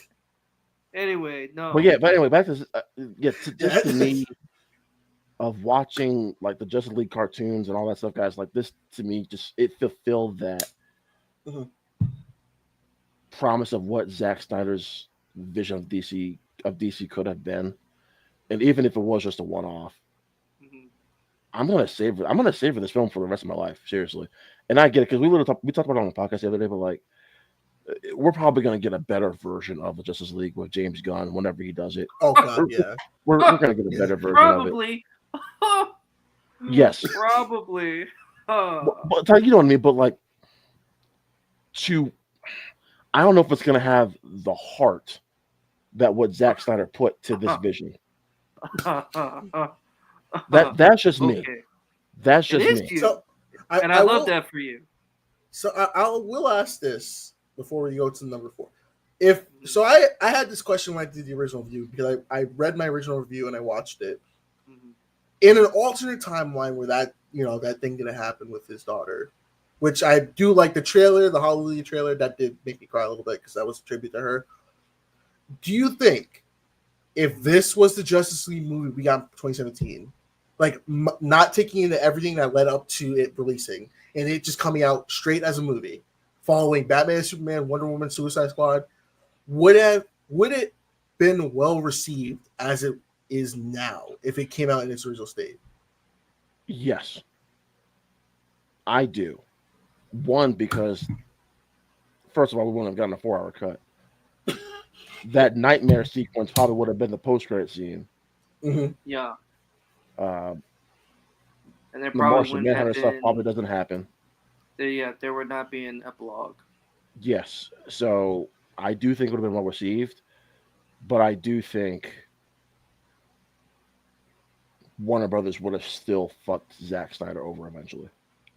Yep, Yeah, that's true. because it And seems like they're yeah, already trying to push him out. That's why they try to get weed in there. Well, I mean, I've talked about those with both of you, I believe. Those test screenings that the executives saw, they clearly saw that 3 hour cut of Batman versus Superman that they were Yeah. all we all heard such rave reviews about. So the fact that they put out that 2.5 hour cut, listen, uh, that movie has its problems, but I do believe Tyler has a point where they already had it out for Snyder after Man of Steel Yeah. and mm, going into Batman versus Superman. Because why are you revealing Doomsday in a trailer? Why? mm, Why? Because remember, Well, trailers are not up to the directors. That's the studio. marketing part. Yeah. yeah, Yeah. it's the same. It's the same thing with like you think about Ballerina that came out this year, with Ana de Armas. It's like, man, The I was telling Keanu. a friend, yeah, I was telling a friend of mine. I was just like, hey, like I was just like, man, these guys are cowards, and they like part of the reason why the film didn't do well is because they revealed John Wick like that. Because if you don't, you get See, Tyler, people who are like, because if you don't and you like just kind of keep that suspense, it would help bring people in. It's like, oh, but nobody cares about a random spin-off movie or whatever. I know, and that's why they did it, and it just kind of defeats the purpose of seeing the movie. It already answers the question, already takes away that intrigue, already takes away that question you got in your mind of, I wonder if he's in that movie. And instead of doing it yourself and buying a ticket, going to watch a movie, and maybe even liking it for yourself, you've already seen it in the trailer, and you see it, and you go, oh, he is in the movie. Well, I didn't care anyways. That's what it does, and like that's what Doomsday does. That's what a lot of things do to where you're spoiling the movie. It doesn't get people in the theater. It does see, not. so Tyler, I'm gonna play devil's advocate just for a second here because I'm with you, but I'm gonna play devil's advocate because I don't know how you market Ballerina without All involving right, John Wick with it. let me Yeah, let Because me I agree. let because me to back up me, then. Let me back Okay. up then. Let me bring up a different example. And I'm sure there's other ones that would come to mind, but I also think this way with I think this I could go on a whole rant with this thing because I think it goes with a bunch of things. It goes into a bunch of different things in the film industry, but I think like Jurassic. I think about Jurassic World Rebirth that came out this year. I didn't see the movie because to be like because what interests me is like, oh, there's a dark secret there. I'm like, okay, I don't want to see that fucking thing in the goddamn trailer. I want to see it when I get in the fucking theater. So It don't was show me that shit and show me a retarded dinosaur already. oh Jesus. I my mean, Rebirth was all right. you know. I think I was like more disappointed because I was like, By I the like way, Darth sorry, Vader. I got too heated with that comment, but you know what I meant. No, you're It's- good. You're well, good. no, Yeah. Mac, I think that's a good idea for a live stream. Though, is like I think marketing has gotten to the studio's faults or not, but marketing has gotten out of control where I don't think Tyler. I do believe Ballerina. They had no choice, but they had to show John Wick. They did. Yeah. They had no choice because that movie Tyler would have made less than 100 million if they didn't show John Wick. It is not, it's not a bad movie. That's the thing too. Like it's actually That's the thing. It's actually a really good movie.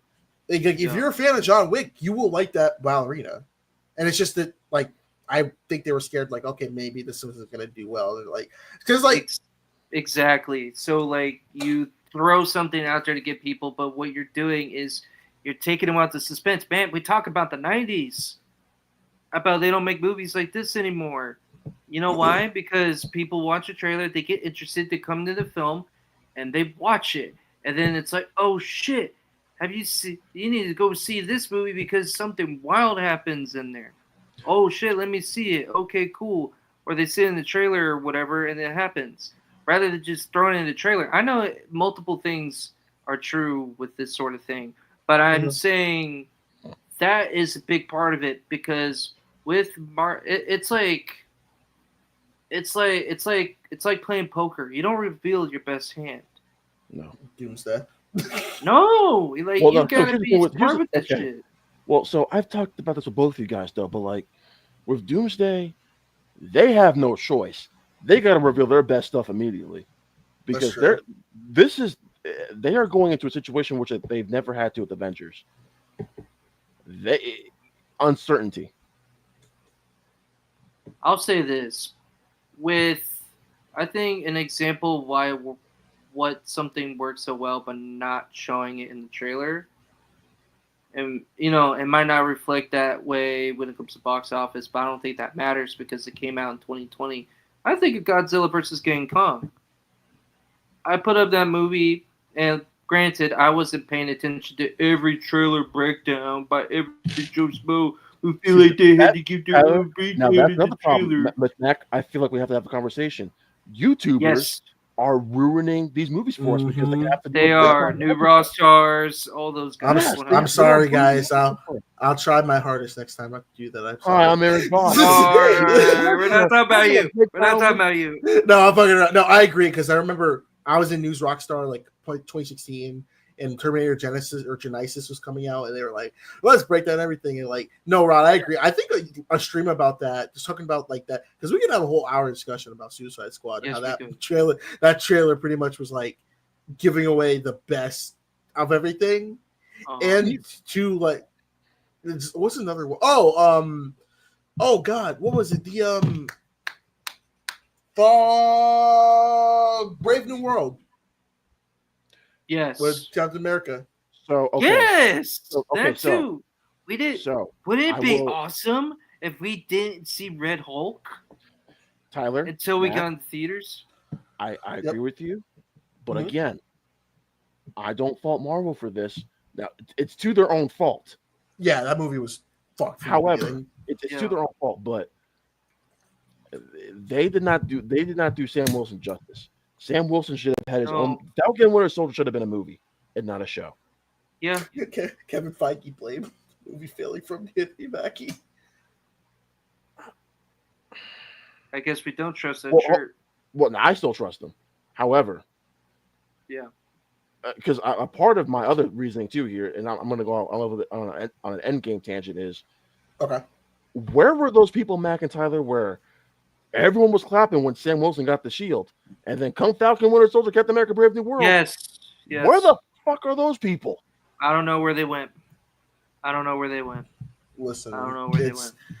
It's a simple equation, and I just think that we all know what the equation is. We all know what the fucking equation is. It's a thing like it's simple that just I can just show this image of. It's because the guys like me. Yeah, well, you're just that. I think there's a reason why people wouldn't want Sam with the shield. Yeah. However, I will say this to you, Tyler. They did not make Captain America: Brave New World a Sam Wilson movie. That cracked me up. That was Incredible Hulk 2, and that was Eternals 2. No, pretty much that movie was just like, and all those cuts too, because like that movie was heavily edited down, and like this was definitely a way to just say like, hey, the thing from Eternals, we're fixing that, and Incredible Hulk 2, here's Thaddeus Ross and the other guy. Can y'all imagine if Bob Chapek was in charge of Marvel when Infinity War and Endgame came out? Oh God. My Lord. Oh no! Don't even make me think about it. We would have got the Cap Mjolnir revealed in the trailer. I know. We would have got the whole portal scene where everyone coming back in the trailer. We would have. Yeah. We would have known that. We would have known that they went back in time. Mm-hmm. I think most of us knew that though. before the movie even came out that we're probably going to go back in time. Hey, I just chose to be a dumbass and not think about it. You know, Okay, but all right. Well, I respect the dumbass. I was- I was surprised. I was like, whoa! I was surprised, dude. the number 5 for everyone else, Kristen had what the fuck is this movie? Oh, The World's a Little Blurry. Darius had Riders of the Storm. Dom had Great Spider-Man No Way Home at number 5 as well too, and Zach has Zack Snyder's Justice League at number 5. Wait, goddamn it! I didn't do my number 5. Yeah, Oh, I'm sorry, Tyler. No, you did. Wasn't it Spider-Man? No, that was number 6. Oh shit, my bad. What about Tyler? What's your number Yeah, 5? too low. That's right.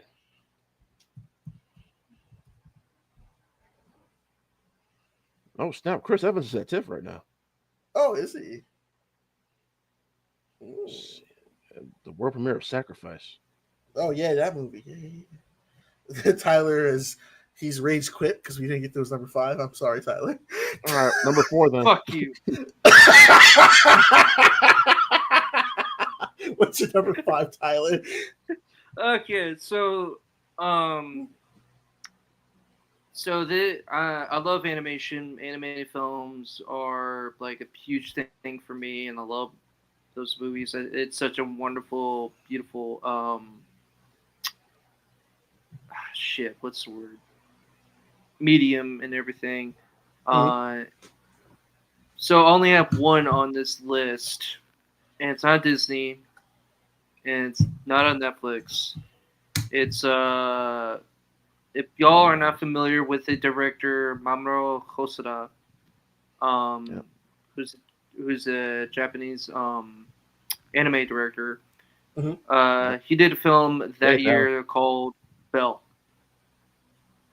And Belle is, man, you want to talk about, y'all seen this movie?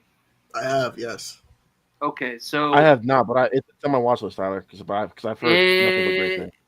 It's a beautiful film, and it goes in a spot you're not expecting, and I love that direction. I kind of wish I had time to rewatch. I want to rewatch a lot of these movies before this list, just so it's a little more accurate. But I think this definitely needs to be at this point, because when I first watched it, I put it at number 1 because of how much I loved it. When I first watched it, I'm not. It's my 5 right now because I'm just like giving it time and everything. But that's how strong I was, how strongly I felt, because the music is just so fucking good and deep and beautiful. I didn't watch it because of how HBO Max works. I didn't watch it in Japanese dub with the English subtitles. I didn't do sub. I was forced to watch the dub, but even still, the English. I'll be honest, with any Mamoru Hosoda film, the English dub is always really good. And I think that with this, I mean, you could nitpick here and there, but for what it is, it's really good. Music, there's a lot of great musical time movies in this year. West Side Story, we're about to get to another one, I'm sure. And then this one, it just wrecks you. It wrecks you. It's beautifully animated. It throws in a lot more 3D in there. I listened to a specific track for a time when there's a really pivotal emotional moment. I definitely, there's a specific track I listen to over and over again, especially if I'm going through a hard time, because of how deep it is and how I love music where it takes you through stages. It's not one thing. It's not one mood. It's a confluence of emotion. It's a journey, if you will, and it definitely does that to a significant fashion. But it follows the story of a teenage girl who is coping with the loss of her mother, and she is going through a very deep and trying experience of basically finding her identity and find security in her identity, and that's like a big part of it too, because it's kind of like Ready Player One, where everybody prefers to live in a dream digital world. Um, people talk about, of course, AI and everything, and then robots and that being the digital world, but like it's 100% part of a dystopian future is like Ready Player One or this one, where it's we're just consciousness inside of a digital world, and it has a lot to say, and it's a Beauty and the Beast kind of a thing, in a very more what's the best way to put it, more appropriate sensibility, to where it doesn't leave certain questions of like, ooh, if you were to rewatch Beauty and the Beast, it handles it in a different way. It handles it in a better way in modern society, in modern context, and it definitely deserves to be in the top 5 in the very least. That's why I have it here. Hey Tyler, quick question for you: did Your Name come out in 2021, or was that the following year? No, that was 2016. There was another animated film I thought that came from that director. Am I crazy? Mirai. Okay. Mirai. That came out 2019, I think. Okay. I did not know Your Name was that. Okay, thank you. And then Weathering with You came out in 2020. That's what I was thinking of, Tyler, was Weathering with You, because that movie's also really good. People need to go watch. It is really good, but that was released to wider audiences in 2020. Okay. That's what I was thinking of, so thank you. Okay. Mm-hmm. But yeah, I think I like Mitchell. Like, just to talk about animation for a minute, I like Mitchell's versus the Machines, and it's a great family movie, and it's funny too. But after I've watched it for the upteeth time, I'm just kind of like, okay, it's a cool gimmick. But at the same time, I think artfulness and just nuance of story is better handled through Bell, in my opinion. There's another good animated film that came out that year too. Ron's Gone Wrong was also really sweet. Also, that was an underrated. That was actually an underrated one too. Yeah.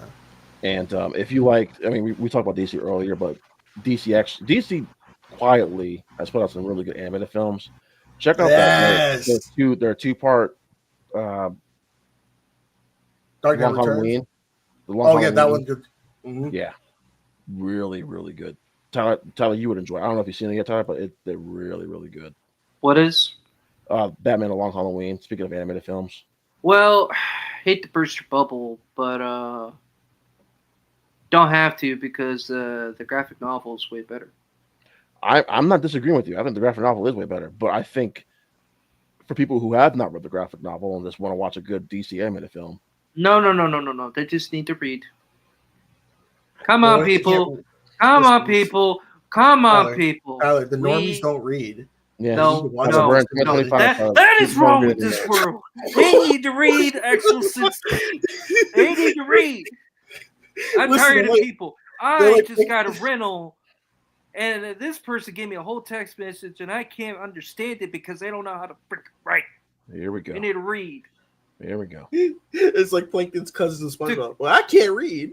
Get out of here. To quote Nacho Libre, go read some books. Oh boy. Okay. Damn it. You heard the man. Number 4. Read the books. So number 4, Tyler actually mentioned it. Big Monkey versus Big Lizard, Godzilla versus Kong. Yes. This was like, listen, I love you, Christopher Nolan. This was the movie that saved the theaters after COVID, because everyone saw, dude, this movie was so awesome. I saw it on Max, and then I went to the theaters to go see it in Max. Yeah. Because I wanted to see it. And like, I was Team Kong.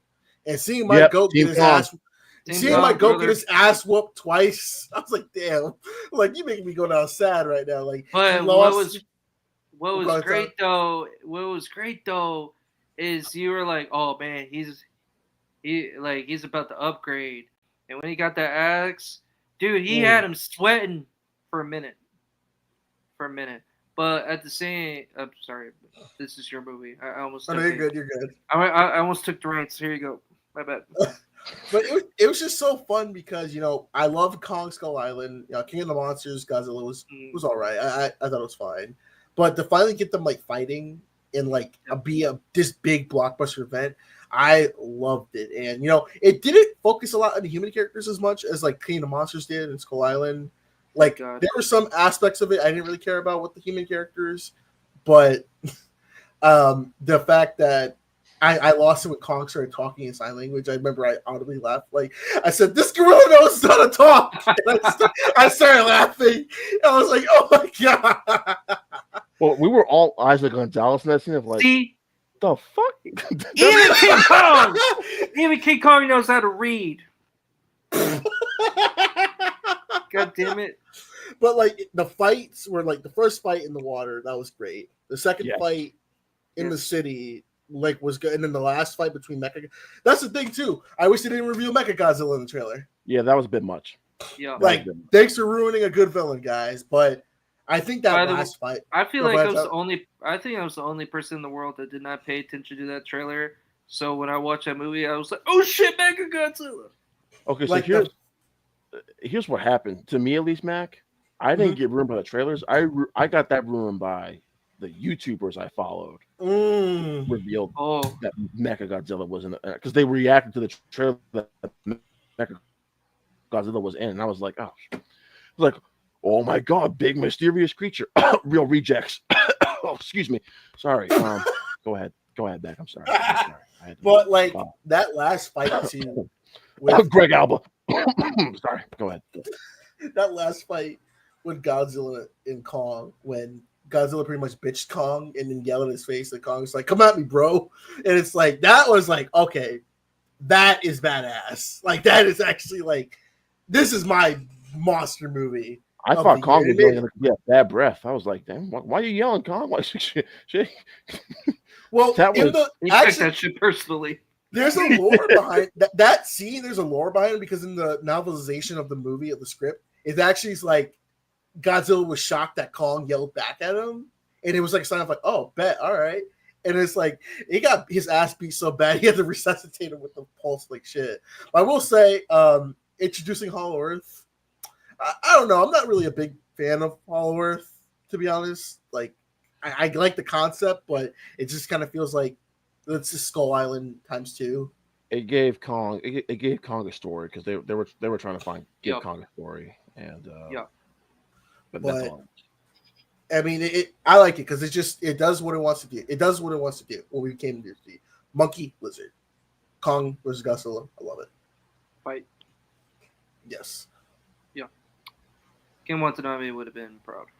Oh my god, yeah! I wish he was in this like them fights. Man, that's the thing too. Is like they made like the most interesting good characters die. Yeah, fucking Bryan Cranston and Godzilla. That was another one that false advertising. Yeah, they made him die. They made Ken Watanabe die. They made what's her name? Shape of Water. Oh, Sarah Hawkins. Sally Hawkins. Yeah. Sally Hawkins. Yeah, she got fucking stepped on in King of Monsters. I was like, God dang, thanks guys. Made her die. Then we just got freaking aneurysm. Kyle Chandler. King of Monsters. Yeah, she got stepped on and they were running away. No, she didn't get stepped on. She got ate by Ghidorah or something like that. Oh, yeah. Oh, I forgot about that. Okay. Hey, but I'm happy with King of Monsters because I do like the Toho of Monsters. Mothra's my favorite, so I was happy we got Mothra. Oh, you like King of Monsters, so you like that Vera Farmiga had this really clean PowerPoint presentation she was giving in the middle of an apocalypse? Man, yeah, I love that scene too. That was great, Mac. Yeah, I love that. I think and shout out to the final thing taking place in Boston. I think Boston should be wiped out. Like that's crazy. Part. I just wait. Okay, I can't say that I'm from New England, but Fenway Park being a major plot point in that movie was pretty funny. Yeah, they really nuked that place because of the Curse of Bambino. That's crazy. Yeah, they said the Red Sox fans are too insufferable. We gotta end this shit. That's like nuking Mega City in Fallout 3. It's just it has to be done. Man. Anyway, that's a great That's a great movie. The Mecha Godzilla fight was badass. It was good. Godzilla was getting his ass kicked. Whooped. And that what's so fun about it too is like if you are like familiar with like the really crazy like stupid Godzilla movies in like the 70s Mhm. and the 80s where like Godzilla's doing a little dance or whatever. Yeah. And then there's those team ups like that. Like that's what it's like, and it's like you get to see it on a bigger format, and it's fun. Tyler, you mentioned that. I love the OG Godzilla movies. Like, this is legit one of my favorite my favorite clip of fucking Godzilla back in the day. Oh, here we go. Yeah, I was thinking that. Oh my god, I knew he was gonna bring this up. Jesus Christ, Mac.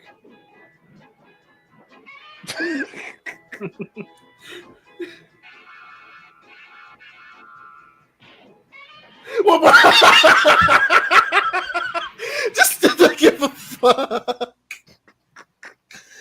Oh, those are. See, I love Godzilla -1, but you need to see where Godzilla just did a fucking drop kick to something. Let me ask you: are we ever I going to see a Godzilla movie as good as Godzilla -1? I mean, Jesus Christ! No, God, no. I don't know. Shin Godzilla was pretty close, if not better. Shin Godzilla is great. Yes, It's great, but I think -1 is like edges it out just a little bit. I agree. Because Yeah, -1 is that's all in preference. It's all. That's true, yeah. -1 is legit, like fucking, like the.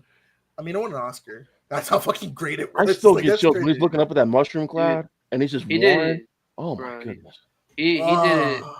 He did it for 15 million, which is fucking crazy, dude. Was it? Are they doing? I thought it was like 8. I thought it was like 8 to 10. Well, it was something like that. Yeah. It Are don't they matter. doing a sequel? Are they doing a sequel? They are, and what's even cooler is James Gunn already is having talks with the director to do something with DC.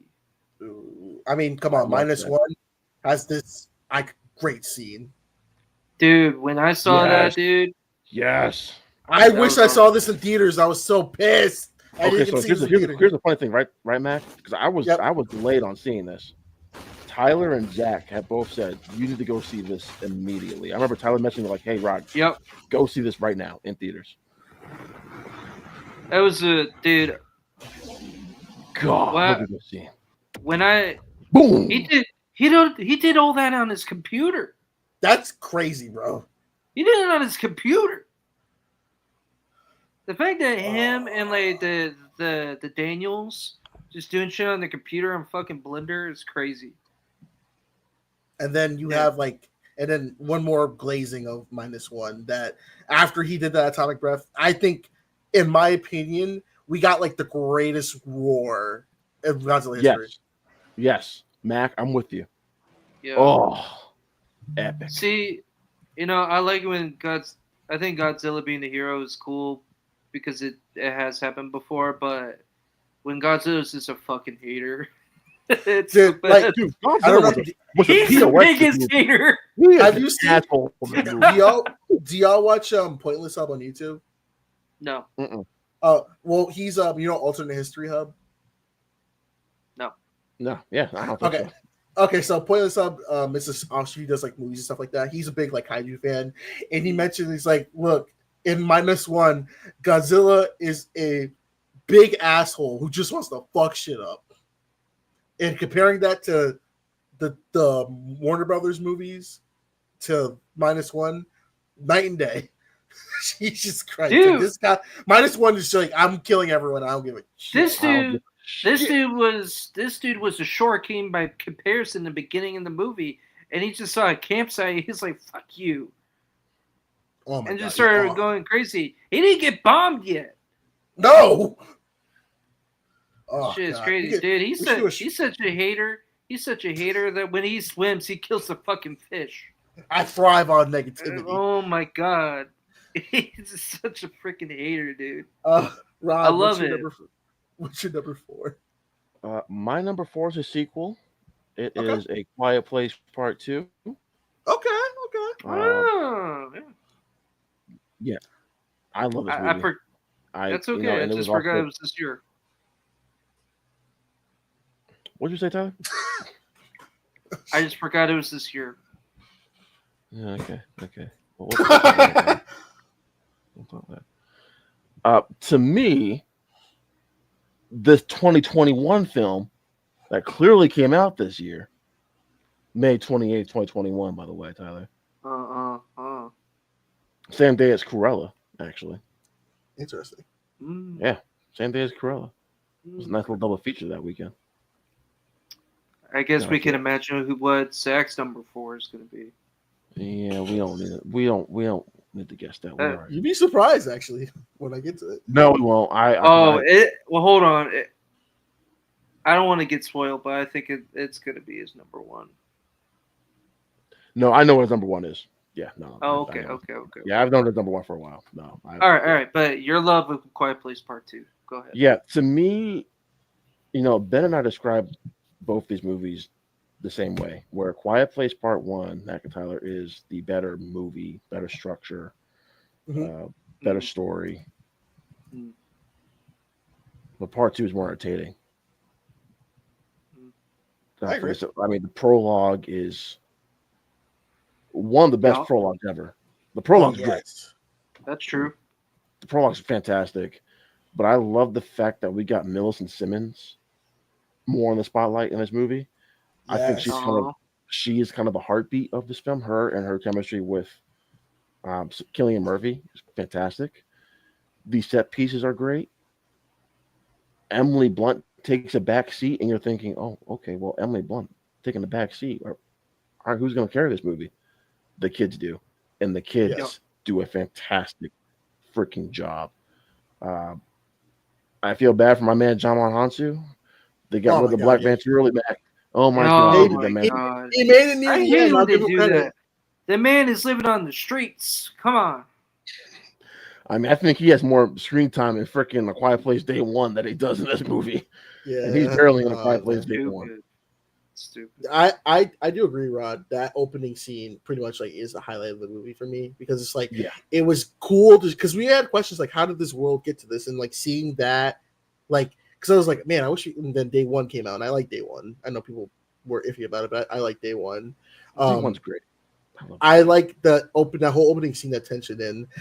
I'm a morbid bastard, but that's the one part to see when the lady got fucking sideswiped by one of the aliens. Oh my god. She got fucking sideswiped. I was like, God dang. It's the replay.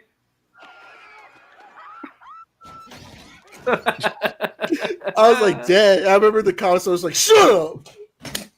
But like, what I love this is great about this movie, guys, is like from the first movie carries over to this that this family actually feels like a family. Yes, they actually love they have the love they have for each other, even when they disagree on something. That entire third act is nothing but tension. Whether it's Emily Blunt trying to get back to her son and her son having to defend the baby, or Millicent Simmons and Cillian Murphy in that the radio station. And figuring out the alien's weakness, it's like there's so much great use of tension, and Krasinski just has done a really great job of doing doing a lot with little. Like these movies are made for maybe 70 million or less, maybe. Yeah. But they feel like mega blockbusters. I think that's what, you talk about a lot of actors who end up directing their own stuff. The ones that do really good do very, very well with very little. Yes. By comparison, especially if you talk about the biggest one being Clint Eastwood. My goodness, yeah. He does a lot with little. A lot with little. A lot of his movies are just driven by performance more than anything. And American Sniper. Yep, that too. When I would say the same with what Bradley Cooper does. Like none of it's like big budget or anything like that. I'm curious what the budget for A Star Is Born was. That had to be less. I'm curious. I'm gonna look it up right now. Yeah. Okay. Star. I don't know. Born. He might be That's the- to me his best performance. I 36 wanna- million. Yeah. Yeah, not a lot because it can't be that much because a lot of it just had to be like live sets, which That's is how pretty most of the money easy. went. Yeah. And paying Yeah. Lady Gaga. Yep. That was gonna say that. Probably that. Yeah. And That too. Yep. Half the budget. Damn it, you beat me to it. Anyway, well, you know what's funny too Uh, is just like how we all thought that. Okay, yeah, these two definitely hooked up during. No, they did. making the movie. oh, they did. They were 100%. fucking. That's not. Yeah, they were. Same thing with everyone. Never mind. I'm not gonna mention that. Yeah, don't do it, Mac. Don't do it. I was gonna say Margot Whoa. Robbie and Will Smith. Oh no, those two were definitely hooking up. Yeah, no, Yeah. those two were hooking up. But Well, Will Smith, it was okay with- for Will Smith because he was in an open marriage. So, he had, funny enough, that's crazy. Anyway, but for Quiet Place Part 2, I think what's now I think about it, we talk about all these movies at this point. I think what's awesome about 2021 is the representation for the deaf community. Yeah, Yep. with Eternals, this movie, Coda, Godzilla versus King Kong. Yep. I mean, who knew that Kong was an ally? That's crazy. But on a serious note, but no, seriously though, like, when just like sitting here, it's like it's kind of crazy, like how many deaf characters there were.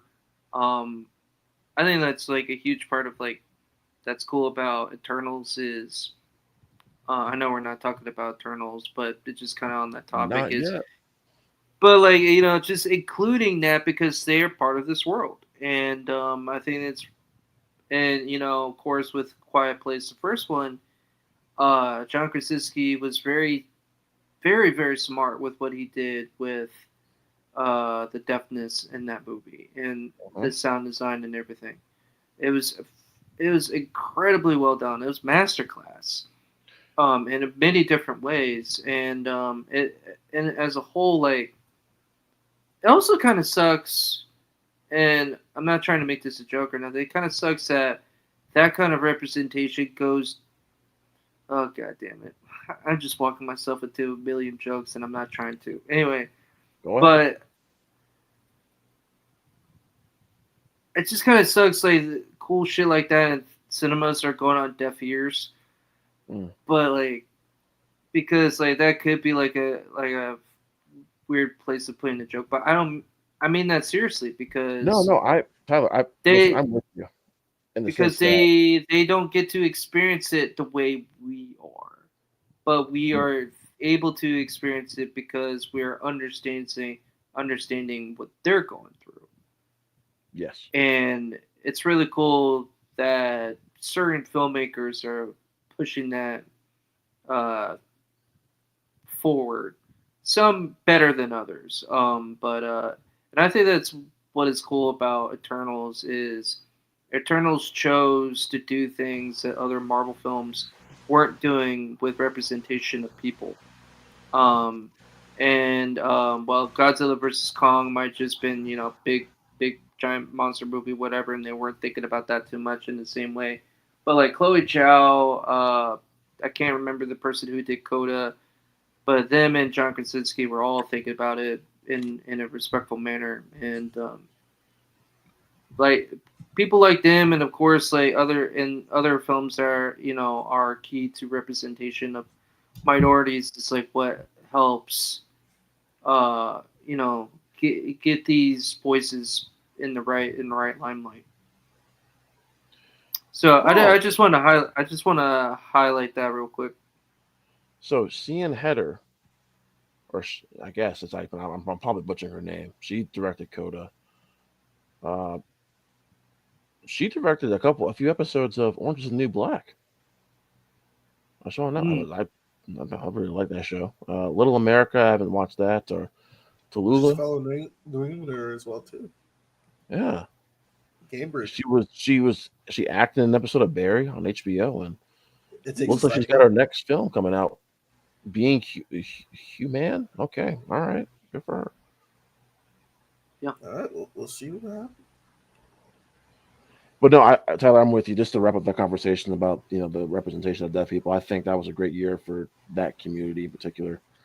Mhm. I think Coda especially. I mean, because it won Best Picture, but that was a film I didn't know anything about. I actually had a chance to watch that movie a couple weeks before it dropped on Apple TV, and I remember telling Ben on an episode we did on the podcast, I was like, Ben, watch out for this movie. This is going to be a crowd pleaser. Mm. People are going to really, really enjoy this, and you end up winning Best Picture that year.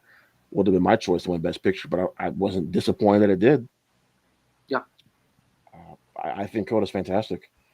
So, Yeah. especially with something like a Makari, Tyler, like you mentioned in Mhm. Eternals, Mhm. and the fact that she's one of the most badass characters in that film. Mhm. Yeah. Yeah. So great, And great year for representation for the deaf yeah. community. Absolutely. And like I think something that needs to be said is like I think I think I think in like the whole MCU period, you want to talk about a performance that has like the greatest visceral response of pain and like loss and distraught is when she sees what's his name, Druid or whatever, Mm-hmm. get like basically blasted and she's like in Oh, pain seeing him like you that. can't scream. Yeah. Yeah, that was that was awesome. Well, she's just beating the shit out of Richard Madden's character. Oh my God, Tyler, remind me. Yeah, Icarus. Thank you, Icarus. Yeah. Just oh, okay. Anyway, let's I don't want let's move on, Mac. I'm sorry. No, you're good. No, Coda's a great movie. Tyler, what's your number 4? Did you already say your number 4? Yeah, it was Godzilla versus Kong. Okay, I was just making sure. Okay. Mine has nothing to do with that, people, at all. The Suicide Squad. Nice. Nice. That's We my already number 4. Yeah, it's definitely one of my favorite comic book movies of all time at this point. I champion this movie. One thing that you and I disagree with, Rod, is I think this is his best film to date. Personally, because you want to talk about, I think when a director has done his best, they do like their best reflects their style, who they are, and their strengths to the highest regard and to the highest level. Everything is at its peak, and that is definitely what the Suicide Squad is. You talk about his flavor, um, the style, and not to mention the maturity levels with this movie. He does not hold back. He doesn't have to. The film has, great respects to emotional moments and everything. I love what he does with Harley Quinn. I think Harley Quinn has. I think this is the best of Harley Quinn, just doing her thing in a balanced manner, compared to her other outings. Birds of Prey. Well, I didn't want to mention it, but you did. But I just feel like she's just able to do her thing no matter what and have fun, and she has room here and to do her thing. Bloodsport has room to do her thing. Joel Kinnaman, is not just some soldier guy. He's more than that, and he has actual character in this movie. And that's like that is like one thing that James Gunn is so good at is I was talking about this with a director friend of mine is we both agreed that like one thing you could say about his movies is all the characters in his movies are so fucking vibrant. Yes. They're vibrant. They are lived in. You feel them. You see them. They just stand out. Even if they're just like a whatever guy in the corner, they stand out. And that is freaking rare. You don't get that. And that, among other things, is what makes the film so lived in. You already talked about it. The beginning of the film, it's so keyed in to what Suicide Squad is. It should start like that. people just dying off like that. You get a feeling right away. Not everybody is living through this. Like Suicide Squad is not just where one guy just only one out of six guys gets killed in a Suicide Squad. Like everybody, like you're gonna see less of these guys at the end of the movie. What was that guy's name in the first one? Slipknot. I thought it was Slipknot, but I was like, that's a band. Oh, Slipknot. Jesus Christ. Yeah, so like that shit, and then everything else is like, no, it's true to its name, and when people die, it gives you that awe factor of like, oh shit. Like even when Pete Davidson gets shot, bro, when he gets shot, that's so satisfying. I don't know why.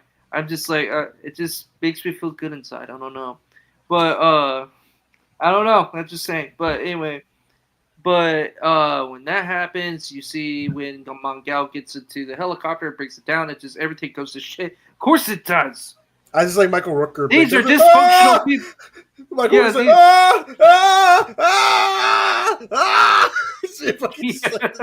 that was funny. And then him just being, like that is such great payoff for him to be like such a badass. And at the moment, he freaking pussies out. He leaves. And then did anyone check if the weasel can swim? And he's the dude that gets freaking his head blown off. And then, of course, after killing the bird, a bird feasts on his flesh. That is great payoff. And also karma. But and of course I love his disrespect for his one of his best friends being Nathan Fillion. That is always hilarious. Freaking the detachable kid. Okay, TDK. TDK. He's just over there. He's just slapping people. They're fucking shooting his arm. He's like, oh God! Oh God! I was like, Jesus Christ. It's freaking hilarious. But, and then, when, bro.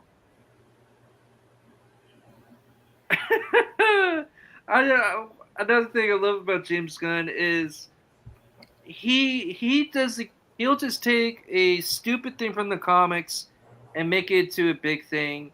And the fact that it just tickled me on the inside just seeing freaking Starro then conquer freaking yes. Yes. I don't care what anyone says. Starro, my favorite villain. When I saw him, I was like, yeah, because I watched Batman: Brave and the Bold. I was like, this motherfucker is gonna be a problem. Yes! And I was like, yes, Starro the villain. And honestly, Starro has the most heartbreaking line in this movie. Where he's like, I was happy you're floating in the stars. Yeah. Oh my god. And like Ratcatcher was the heart of the movie. Ratcatcher 2. She was so good. Polka Dot Man. Oh my god, that's my favorite gig. That's my favorite gag in the movie. He's like, "That's your mom." I'm a superhero. That shit's funny. I always like pause the movie, just crack up laughing when he just sees Peacemaker as his mom. Oh. It's so fucking funny to me. I just love that shit. It's so stupid but hilarious. And man, it's just such a well cast movie. You got some names in there, but they're no one big. It's no one big, and they don't care. It's a lot of fun, and oh Jesus, it's just there's none of these guys are A-list characters at all. Okay. But it doesn't matter because if you are a great writer and you have some great actors and you're able to just, play to their strengths, which that's what he does so well, you will get something great out of it. And that's what he's done time and time again. And this is at its best. His style is at its best. The editing is at its best. The cinematography is at its best. The action is at its best. There's a lot of great moments in there.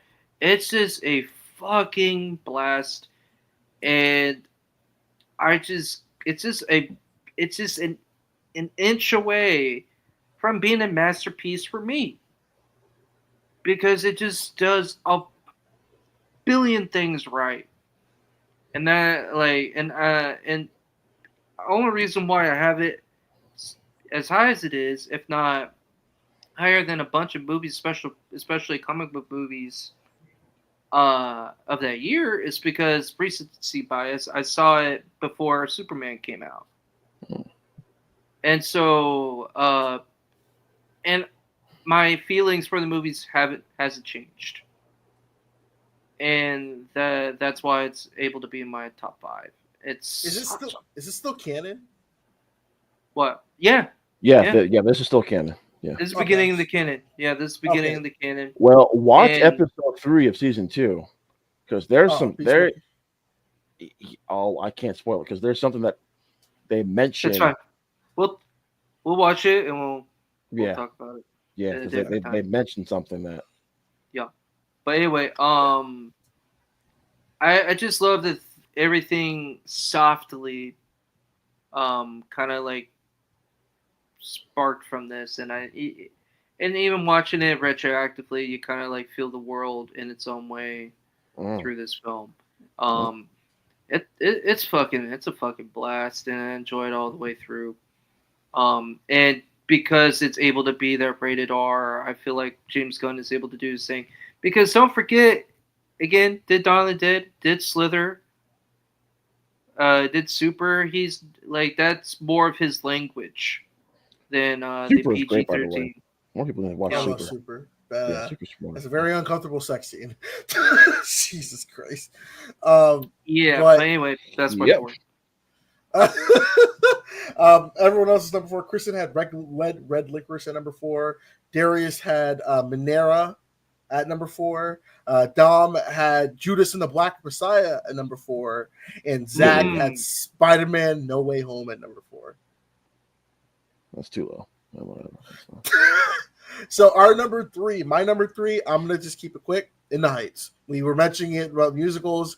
I have a love-hate relationship with Lin-Manuel Miranda. I think that he's sort of a little bit overrated. But Fair. I like In the Heights. I thought it was a very vibrant, colorful movie.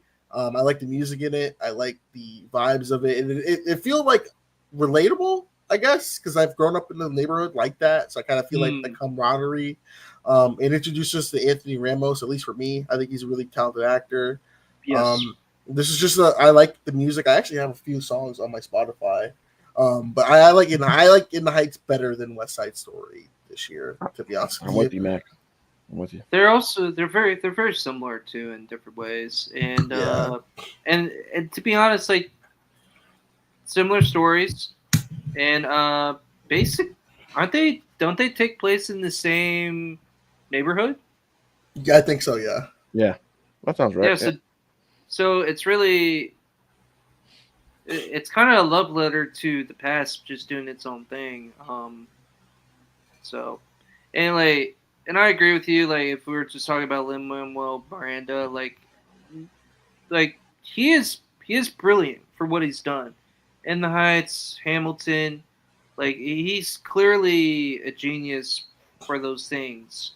But definitely other things have made it overstay its welcome and not highlight his strengths in the right way, because he's a great producer. He's a great creator. Little Wayne has something to talk about that. Oh, Well, I'm not Lil Wayne, but anyway, Wheezy baby. Anyway, but I think he's best as in the creator realm rather than in the acting and singing realm and everything. But anyway, that's just what I have to say with that. And I'll be honest too. I think he deserves to be in his own space rather than where he's been with Disney. Mm-hmm. Because has he made some catchy stuff? Sure, but that shit. A lot of that stuff has overstayed its welcome. Bruno and all that shit. Talking about another movie that came out this year. Even though I like the movie, it's just that song was ruined for me before I even fucking got time to watch that damn movie. Jesus. But anyway, but no, it's a great movie. My turn, Mac. Yep. Yep. My number 3 we talked about already too. It was Mac's number 10. That's Eternals. To me, Eternals is Marvel's most ambitious and most underappreciated project. Yep. So far in this 38 film saga, visually, I still think it's Marvel's most visually impressive film to date. Mhm. Philosophically, also, Mm. I don't think anything has come close, Tyler, to touching this No. on a philosophical level. And just being, there are references to the MCU, but it feels so standalone from everything else that's been going on. It does. And I really appreciate that. And I actually wish this film was about as long as Endgame was, just so we could spend a little bit more time with these characters. It really did need that. It really needed. We needed more from both from the past and the present of that film. Which is why I don't disagree when people say this maybe should have been a Disney Plus show. I see it. I think it should. I think it could have been worked better as a show. I think it worked. I think it could have worked both ways. I don't disagree with it. It needed more time. It being a series. Listen, if Armor Wars could become a movie, then I think this could become a TV show. Yeah, I think this could have been done as a TV show, but I'm glad we got it as a movie just because of the scope and scale of what this movie is.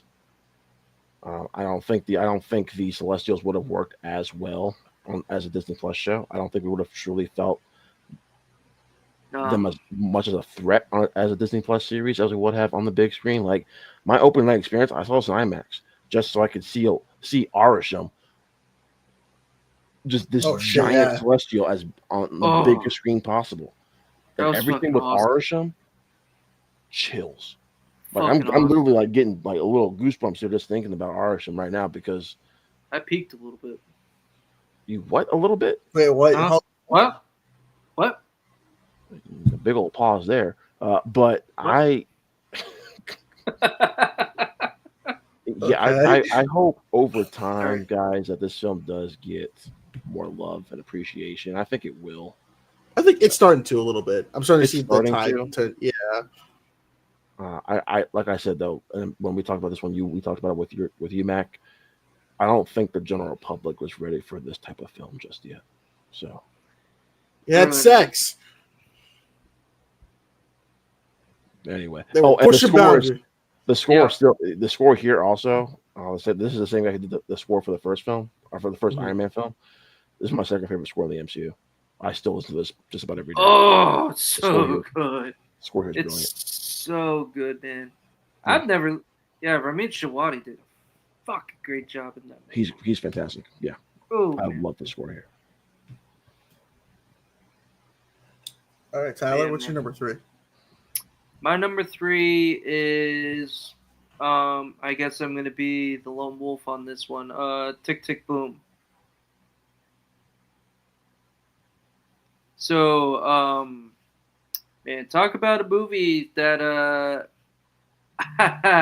I really need to watch at the time it came out because what he was going through, I was going through at the same time. When I was really beginning at starting to, really take my writing seriously or try to do that. Still trying to do that, but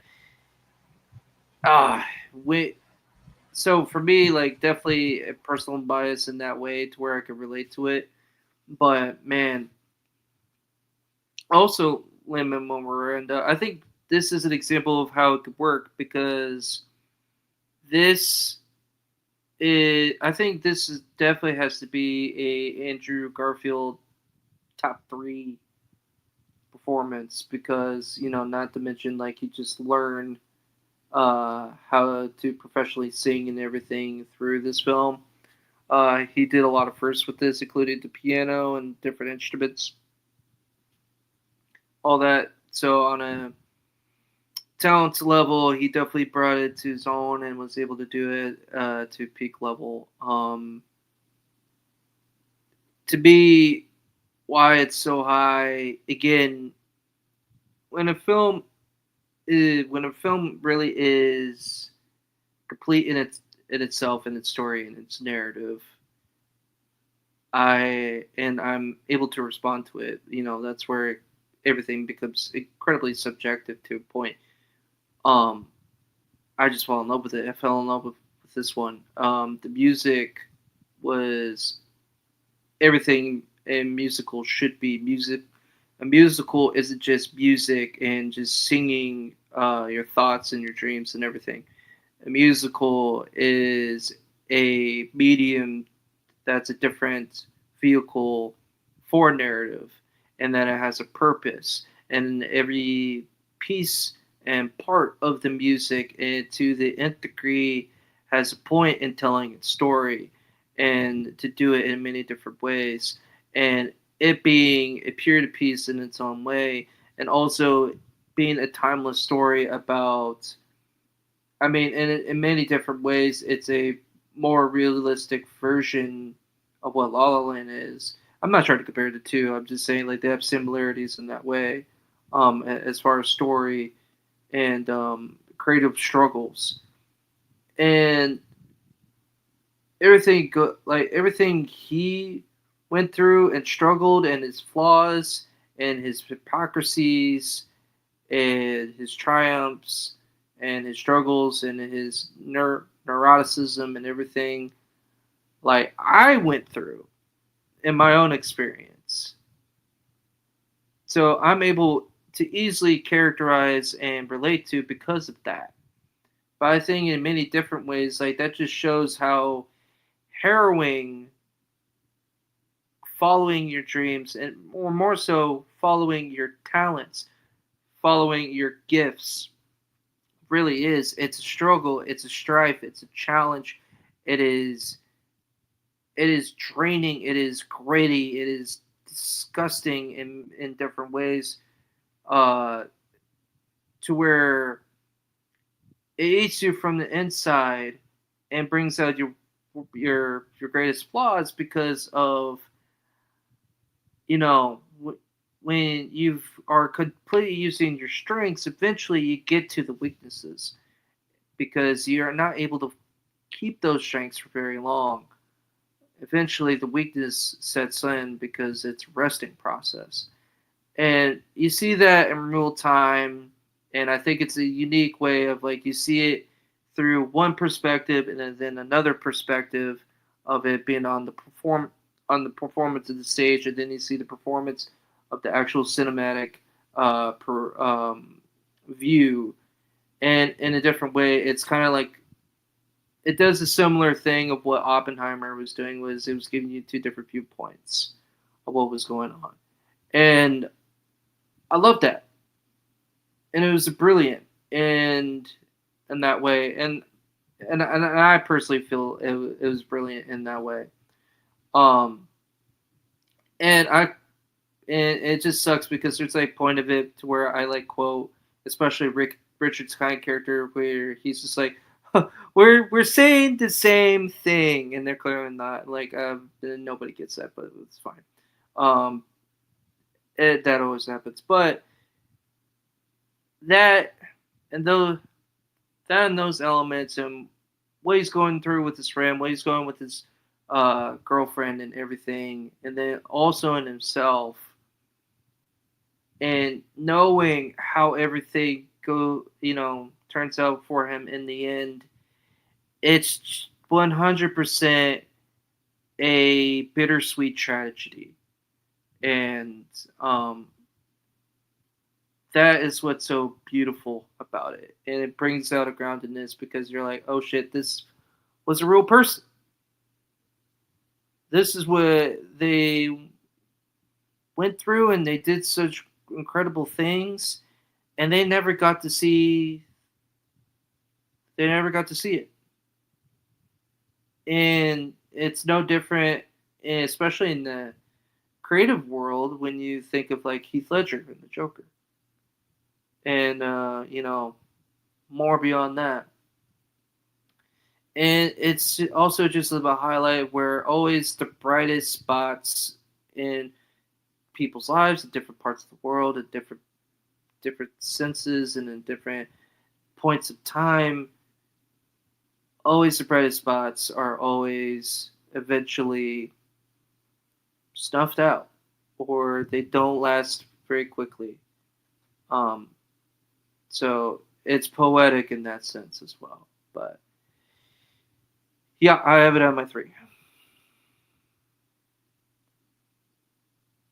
Respect. To get everyone else's top 3, Kristen had No Way Home at number 3. Darius had I Blame Society at 3. Dom had Red Rocket at 3, and then Zach had Malignant. I'm sorry, at number 3. I could not pronounce that to save my fucking life. Let's wrap it up with 2. From my number 2, I'll keep it brief. No Way Home. We already mentioned it. Great Spider-Man movie, celebration of all Spider-Man. Probably one of the better post-Endgame movies, and we're getting Brand New Day next year. Excited to see where they're going to continue after the ending of that. From the behind the scenes, it looks crazy. We're finally going to get Punisher into the MCU. It was good to see Toby back again, Andrew back again, and Andrew getting his flowers as Spider-Man. Not much left to say. Yeah, I'll keep mine brief with my number 2 as well, which is Shang-Chi and Legend of the Ten Rings. Mm-hmm. I had a chance to actually see this like 3 weeks early, which was really cool. To me, this is my origin story. This was my origin story. This was the best origin story I've ever seen. Just from the martial arts, the creative action to the to the emotional depths they take. The Shang-Chi Wenwu relationship. Mm-hmm. Oh, what a villain, dude! Yes, Wenwu is such a great villain, and he is not the mustache twirling villain you expect. Much more layered, much more depth to his character. The score is fantastic. It's just a damn shame that we have not gotten a sequel to this movie yet. One day, Rod. Well, I'm hoping one day. Listen, Shang-Chi has been him and Kamala Khan have been my 2 favorite characters in the post Tony and Cap era. I love Kamala. Yeah, she's great. They have been my 2 favorite characters in this post Endgame era, where I was like, who's gonna step up to that Tony and Cap mantle? For me, it's been those 2, especially Kamala. Kamala's been great, but Shang-Chi just has that charisma, which I love. Seeing the characters from the MCU, so I'm hoping he doesn't get shortchanged in Doomsday. I got a feeling he will be though. So much going on, but yeah, I'm excited to see more of him in the future. I'm hoping, it took 6 years to get a Doctor Strange sequel. I was really curious. Like, I really wish we got to see what he was meant to be for a sequel with Kang and all that, and a bunch of different characters. I wish we just knew what that was. Like 2021, man, I was hyped. After 2021, I was hyped to see what was next. I was so hyped because there was a lot there that got you excited. But Yep. Well, Tyler, you're up. Number 2. Number 2, nobody's mentioned it so far, and I'm surprised. The Green Knight. I would have had it in my top 10, but I don't like the ending. The ending rubbed me the wrong way. Yeah. Rubbed me the right way. But anyway, the Green Knight. Yeah. I'm sorry, I'm unhinged. Anyways, sorry. Anyway, the Green Knight is, dude, it's one hell of a movie. It's shit. I don't know, it's just without words. It's one hell of a movie, man. You want to talk about a really cool medieval movie? It's that. I mean, it's a great adaptation of old literature. It makes you think of some Ari Aster stuff, but it's its own thing. I think it's a crazy change from The Old Man and the Gun, which was the director's previous film with Robert Redford. He did a great job with this movie. Ralph Ineson as the titular character is great. Damn, Dev Patel, Jesus, does a great job there. Zuko. Anyway, go ahead.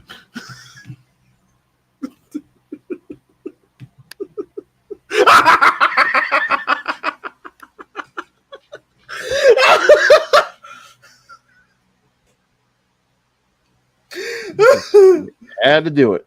You had to do it. Yep. I fucked All right. shit Well, let's up, go ahead man. and say our number ones then, Mac. Wow, since time. Yeah. Fuck you and everything you believe in. All right. That's what I'm talking about. God damn it. I It's do a like great Moonlight, movie. though. Good movie. Everyone else is number 2. I was about to go on a whole rant and everything, but you know, it's worth it. Go ahead. Kristen was Mitchell's and Machines. Darius was Judas and the Black Messiah. Dom was Dune, and Zach was Dune Part 1 as well too. So let's get into our number ones. And my number 1 is Judas and the Black Messiah. Talk about a movie that I watched. So when Max was doing the same day release on streaming, I watched this like late night, midnight, and talking about an emotional journey. The fact that Daniel Kaluuya didn't win an Oscar for this was kind of bullshit. Crime. Lakeith Stanfield pulled in a great performance as well too, and Dominique Fishback, she pulled in a good performance as well too. But Daniel really carries his film as Fred Hampton, and then like reading about the history about what happened makes that ending scene a little bit more heartbreaking and like angry a little bit. And reading about what happened to Lakeith Stanfield's character in real life, you're like, shit, all right, that's fucking dark. But from the performances, from the writing to the score by her, that song "Fight for You," it's on my Spotify. I love it. Very powerful movie. And considering what at the time what was going on with the whole protests, the Black Lives Matter movement, the movie hit even harder. And honestly, I think this is better than Queen and Slim. What they were trying to do with that. That's a really cool movie. I need to rewatch it. But yeah, Jesus Black Messiah, great movie. Yeah, I've only seen it the once, but my biggest takeaway was Dominique Fishback and Kaluuya and Stanfield. Yes. The three of them were absolutely terrific. I'll be real quick with my number 1 because you guys know what it is by now, which is Spider-Man No Way Home. As you know, a big Spider-Man fan, that's actually what one of the reasons what brought Ben and I together was us being big Spider-Man fans. But this Origin was story. kind of everything. Yep, origin story, and that to me, this is the ultimate Spider-Man movie.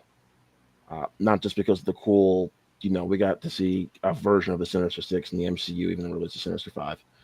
To me, this to me was the Tom Holland, Peter Parker story I've been waiting for.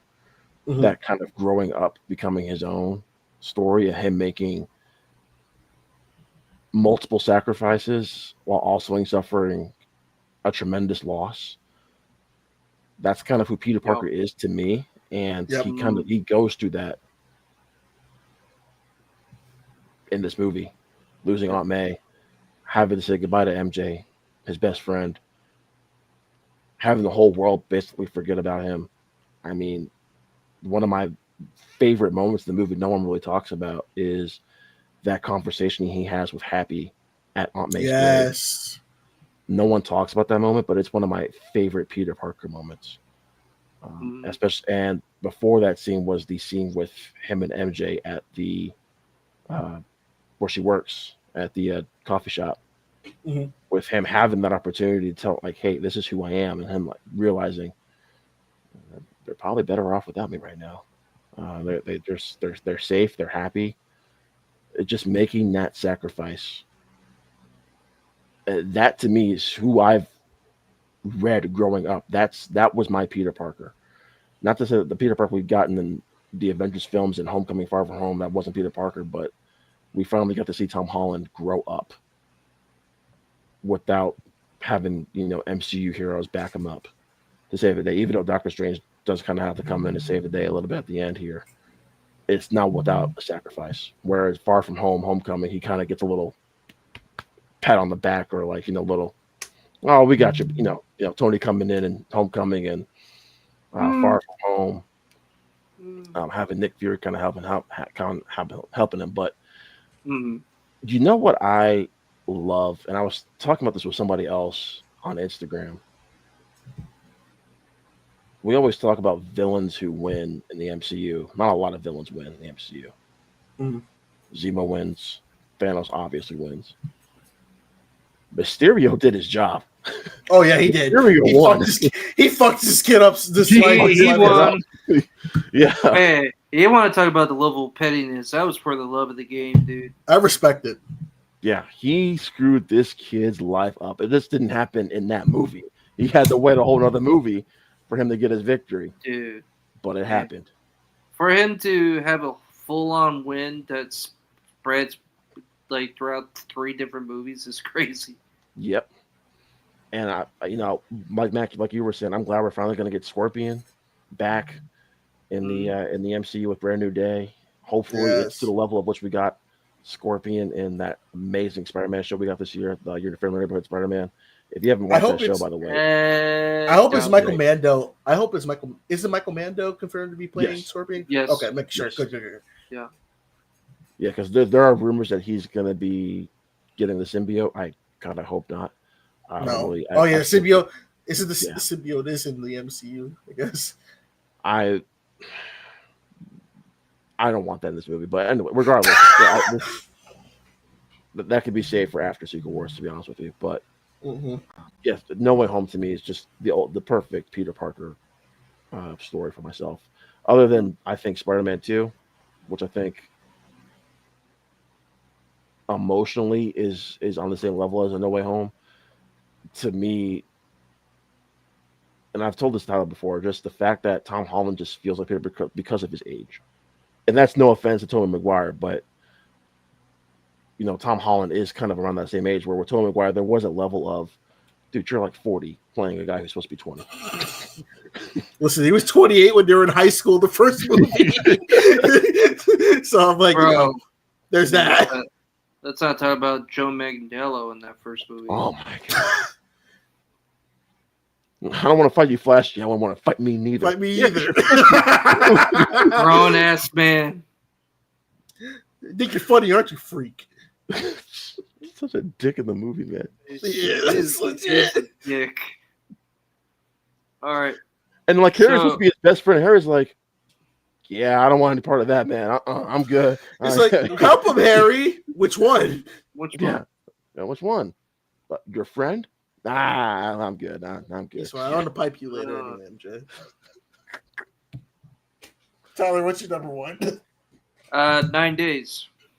Yes, sir. Mhm. 9 days is my number one. Yeah, I purposely didn't say anything before. Might as well just say it now. I'll just do it. All right. So basically, you want to talk about a movie with actors where you're like, oh, I like this person. What are they in? What else are they in? Oh, I like this actor. What are they in? What else are they in? I like this guy. I like this guy in Benedict Wong, Zazie Beetz, Bill Skarsgård, Winston Duke, and a couple more I'm not thinking of. Like, they're so good. It is the epitome of minimalism and simplicity with the equal tangents of creativity and nuance. Those are words that are always thrown in with different movies or whatever, but it perfectly is applicable with this film because, as Rod said, it is definitely the adult version of Soul, but it is more than that, and it's deeper than that. And it'll make you fucking cry. It is a tough watch.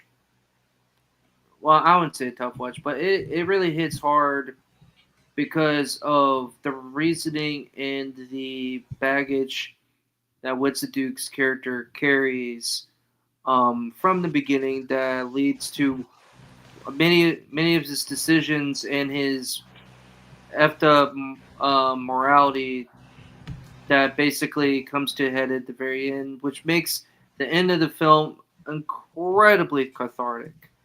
And it's just beautiful because it is also like with Green Knight before freaking Mac threw that Zuko shit at me. 9 days, like the symbolism and themes are just so fucking strong in both films. In this one, it's to say like Winston Duke's character greatly shows the cynicism and jadedness with life and the meaning of it and the purpose of it and what it's due and what it's worth and what it deserves. Where Sassy Beats brings a levity and a hope and an optimism and an innocence and a motivation and a light in such a dark world. And the thing is, it's not like this is all happening in a Tim Burton style look world. It's not dark like that.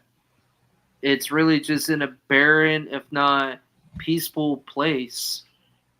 But it is the characters themselves that really allow like their own performances, their own tones as characters actually give the actual feeling and light and darkness within the world. It's not like the director and the visual design doesn't have to do much.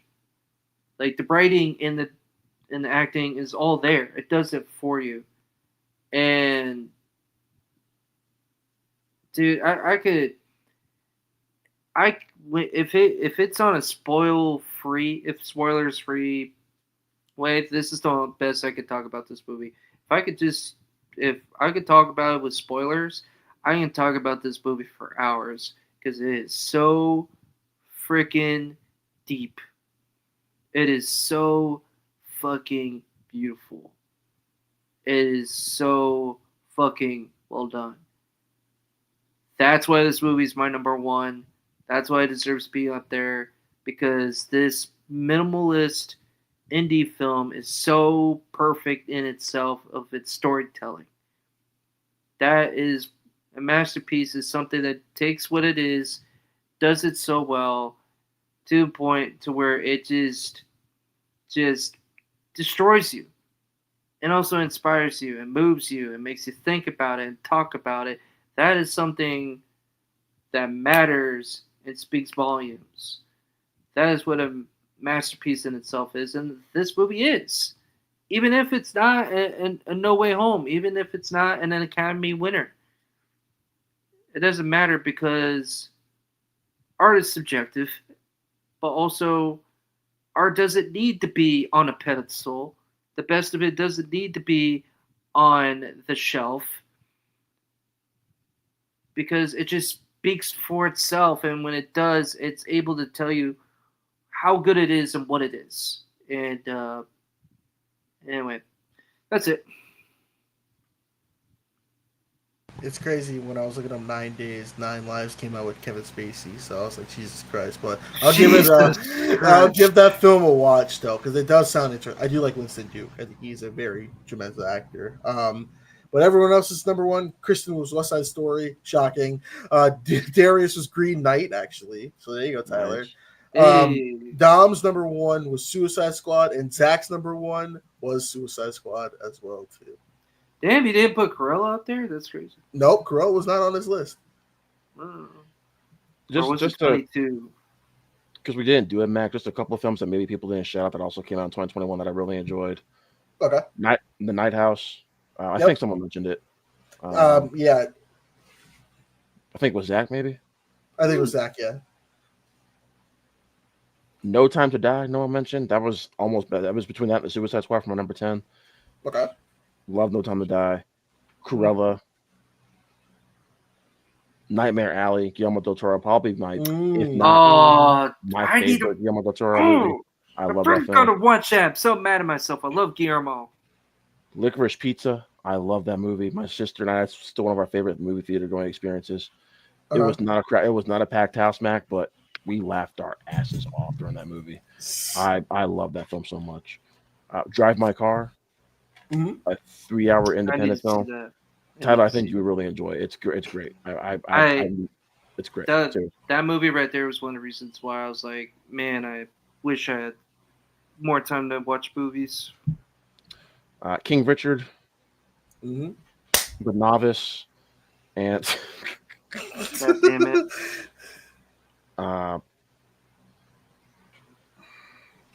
yeah, I'll mention two more. Olivia Munn's Violet. I actually got to see this at a film festival virtually, but it was really great. The best thing I've seen Olivia Munn in since her stuff in the Newsroom. And what's the last one I mentioned here? That was really good. Oh, gee, there's a lot to choose from. 2021, I'm telling you, it was a great year. Don't forget about Ghostbusters Afterlife. I'm gonna forget about that. Yeah. Afterlife. Yeah, Afterlife was actually good. I did enjoy Ghostbusters Afterlife. You know what I'll mention too here? Swan Song's really good too with Mahershala Ali. That was really good. Oh, that's a good one. Dang, Mac, there's a lot to choose from, man. I mean, we can do like a 2-part on 2021. I'm telling you. Oh, The Worst Person in the World. Great movie. There you go. Yeah. But that was also the year of The French Dispatch. Yep. Yep, that's right. I forgot. Pig with Nicolas Cage. Yes. The John Wick Pig movie. Yeah. Dude, Mac, don't laugh. I think that's Cage's best performance. Seriously. Yeah. I like really Mandy, good. But I'll give this I like Mandy Unbearable Weight of Massive Talent, but I'll give you this one as like a close second. Yeah. The Power of the Dog also this year. Oh, Visually, yes. Movie watch for myself, Tyler. I didn't love it. Direction was good though. All right, fine. Disagree with me. Anyway, other two movies I know people liked, but I haven't seen yet. But I just want to throw out there, Marcel, the show with shoes on. I heard that's good. God. Yep, made me cry. Bo Burnham for all the dude simps out there. Fuck you. Most of them are friends of mine. So anyway, they're not of the podcast. Anyway, Spencer with Kristen Stewart. Yes. Yes. Rod's favorite, The Tragedy of Macbeth. Don't joking. Oh God. That was boring. I didn't like that. I loved Denzel and Francis in that movie, but God damn, that movie sucked. Oh. Yeah, Denzel's doing Macbeth. We'll be so excited. Oh, so one movie, definitely an honorable mention I would throw out there and recommend is it's a Jake Johnson movie, Ride of the Eagle. I didn't see that, Tyler. I didn't see that, no. No, it's a good time. Okay. It's a good time. I'll also mention Raya and the Last Dragon. Yes. That was great. Oh, what's the actress's name? That was a redemption for Star Wars, where she got fucked over. Yeah. Kelly Marie Tran. Yeah, I love Ryan. That's actually one of the better Disney movies of the past couple of years. It just made no money. Encanto was also that year. Overrated. Luca was that year. Yeah. Underrated. I agree both with Watson. There's a Netflix. I know Netflix, especially like their action movies, kind of get like I can't stand them or I don't like them. But there were two that came out in the span of like 4 weeks within each other that I think are both great. I got another. With Mary Elizabeth Winstead, and then Gunpowder Milkshake with Karen Gillan. If you haven't seen, they're both really fun action movies. So my two honorable, like just straight honorable mentions for me. Definitely Ride of the Eagle with Jake Johnson from New Girl. He's great in that. Also Jacob Simmons. Also Susan Sarandon. Good movie. My last honorable mention, a Hulu movie, Boss Level. Yes, that movie was fun. Which one was that movie? Frank Grillo. Oh, yeah. Okay, I remember that. Yeah, it's a fucking black. I'm watching that right as soon as we get off. That shit is fucking awesome. But, is there any other movies? For me, just one more, because just for the performances alone, Malcolm and Marie, John David Washington, Zendaya. Oh, that I- was that year, wasn't it? Yeah, Yeah. I did enjoy that. Yeah. I liked it, but I I always like go ahead. the idea. It's just I think they acted their asses off, but I'm just like, okay, Yeah. I get it. It was went on just- for too long for sure. Yeah. Yeah, it was definitely pretentious. Who directed that? But I think that was Levinson. Oh, makes a lot of From, fucking Euphoria. sense. Yeah, it makes a lot of sense. Oh, God, I hate Euphoria so fucking much. I'm pretty sure that was Levinson. Yeah, Sam Levinson. I can't. Y'all, that's gonna do it for the stream. We made it underneath midnight, so I think I think honestly that was a good timing. So this is a good format. We're gonna have to maybe a part 2 would be better because there's probably other movies you didn't mention. And we gotta think of other years and other topics as well too. But y'all, where can the good folks find you at? Okay. At the Beckett Outlook on Instagram. That's where you can find me. And you can find me on the Cinema Gallery. That's Cinema Gallery with 3 L's. And then you can also find me at the Infinity Film Podcast with my good old buddy Benjamin Saunders. And you can find me on Mac Movie Reviews on YouTube. We are at 912 subscribers. Once we get to the 1,000 subscribers, I'm doing a live review of the B movie script, and I'm not even joking. That's actually something I'm planning to do. But until Only next Mac. time, Only what? Mac. Only Yeah, Mac. and you're going to be a part of it. Son of a bitch. You're gonna be Chris Rock's mosquito. Oh, You're no. Moose Boy. You're Moose Boy. He's like, why does everything have to be so doggone clean? How much you Right. people need to see? Hey, Tyler, are you free that weekend? You want me to come to Dallas, man? We'll see a Cowboys game better than this shit. But Yeah. all right, y'all. Thanks for watching. Thanks for tuning in, and we'll see you all next time. Bye.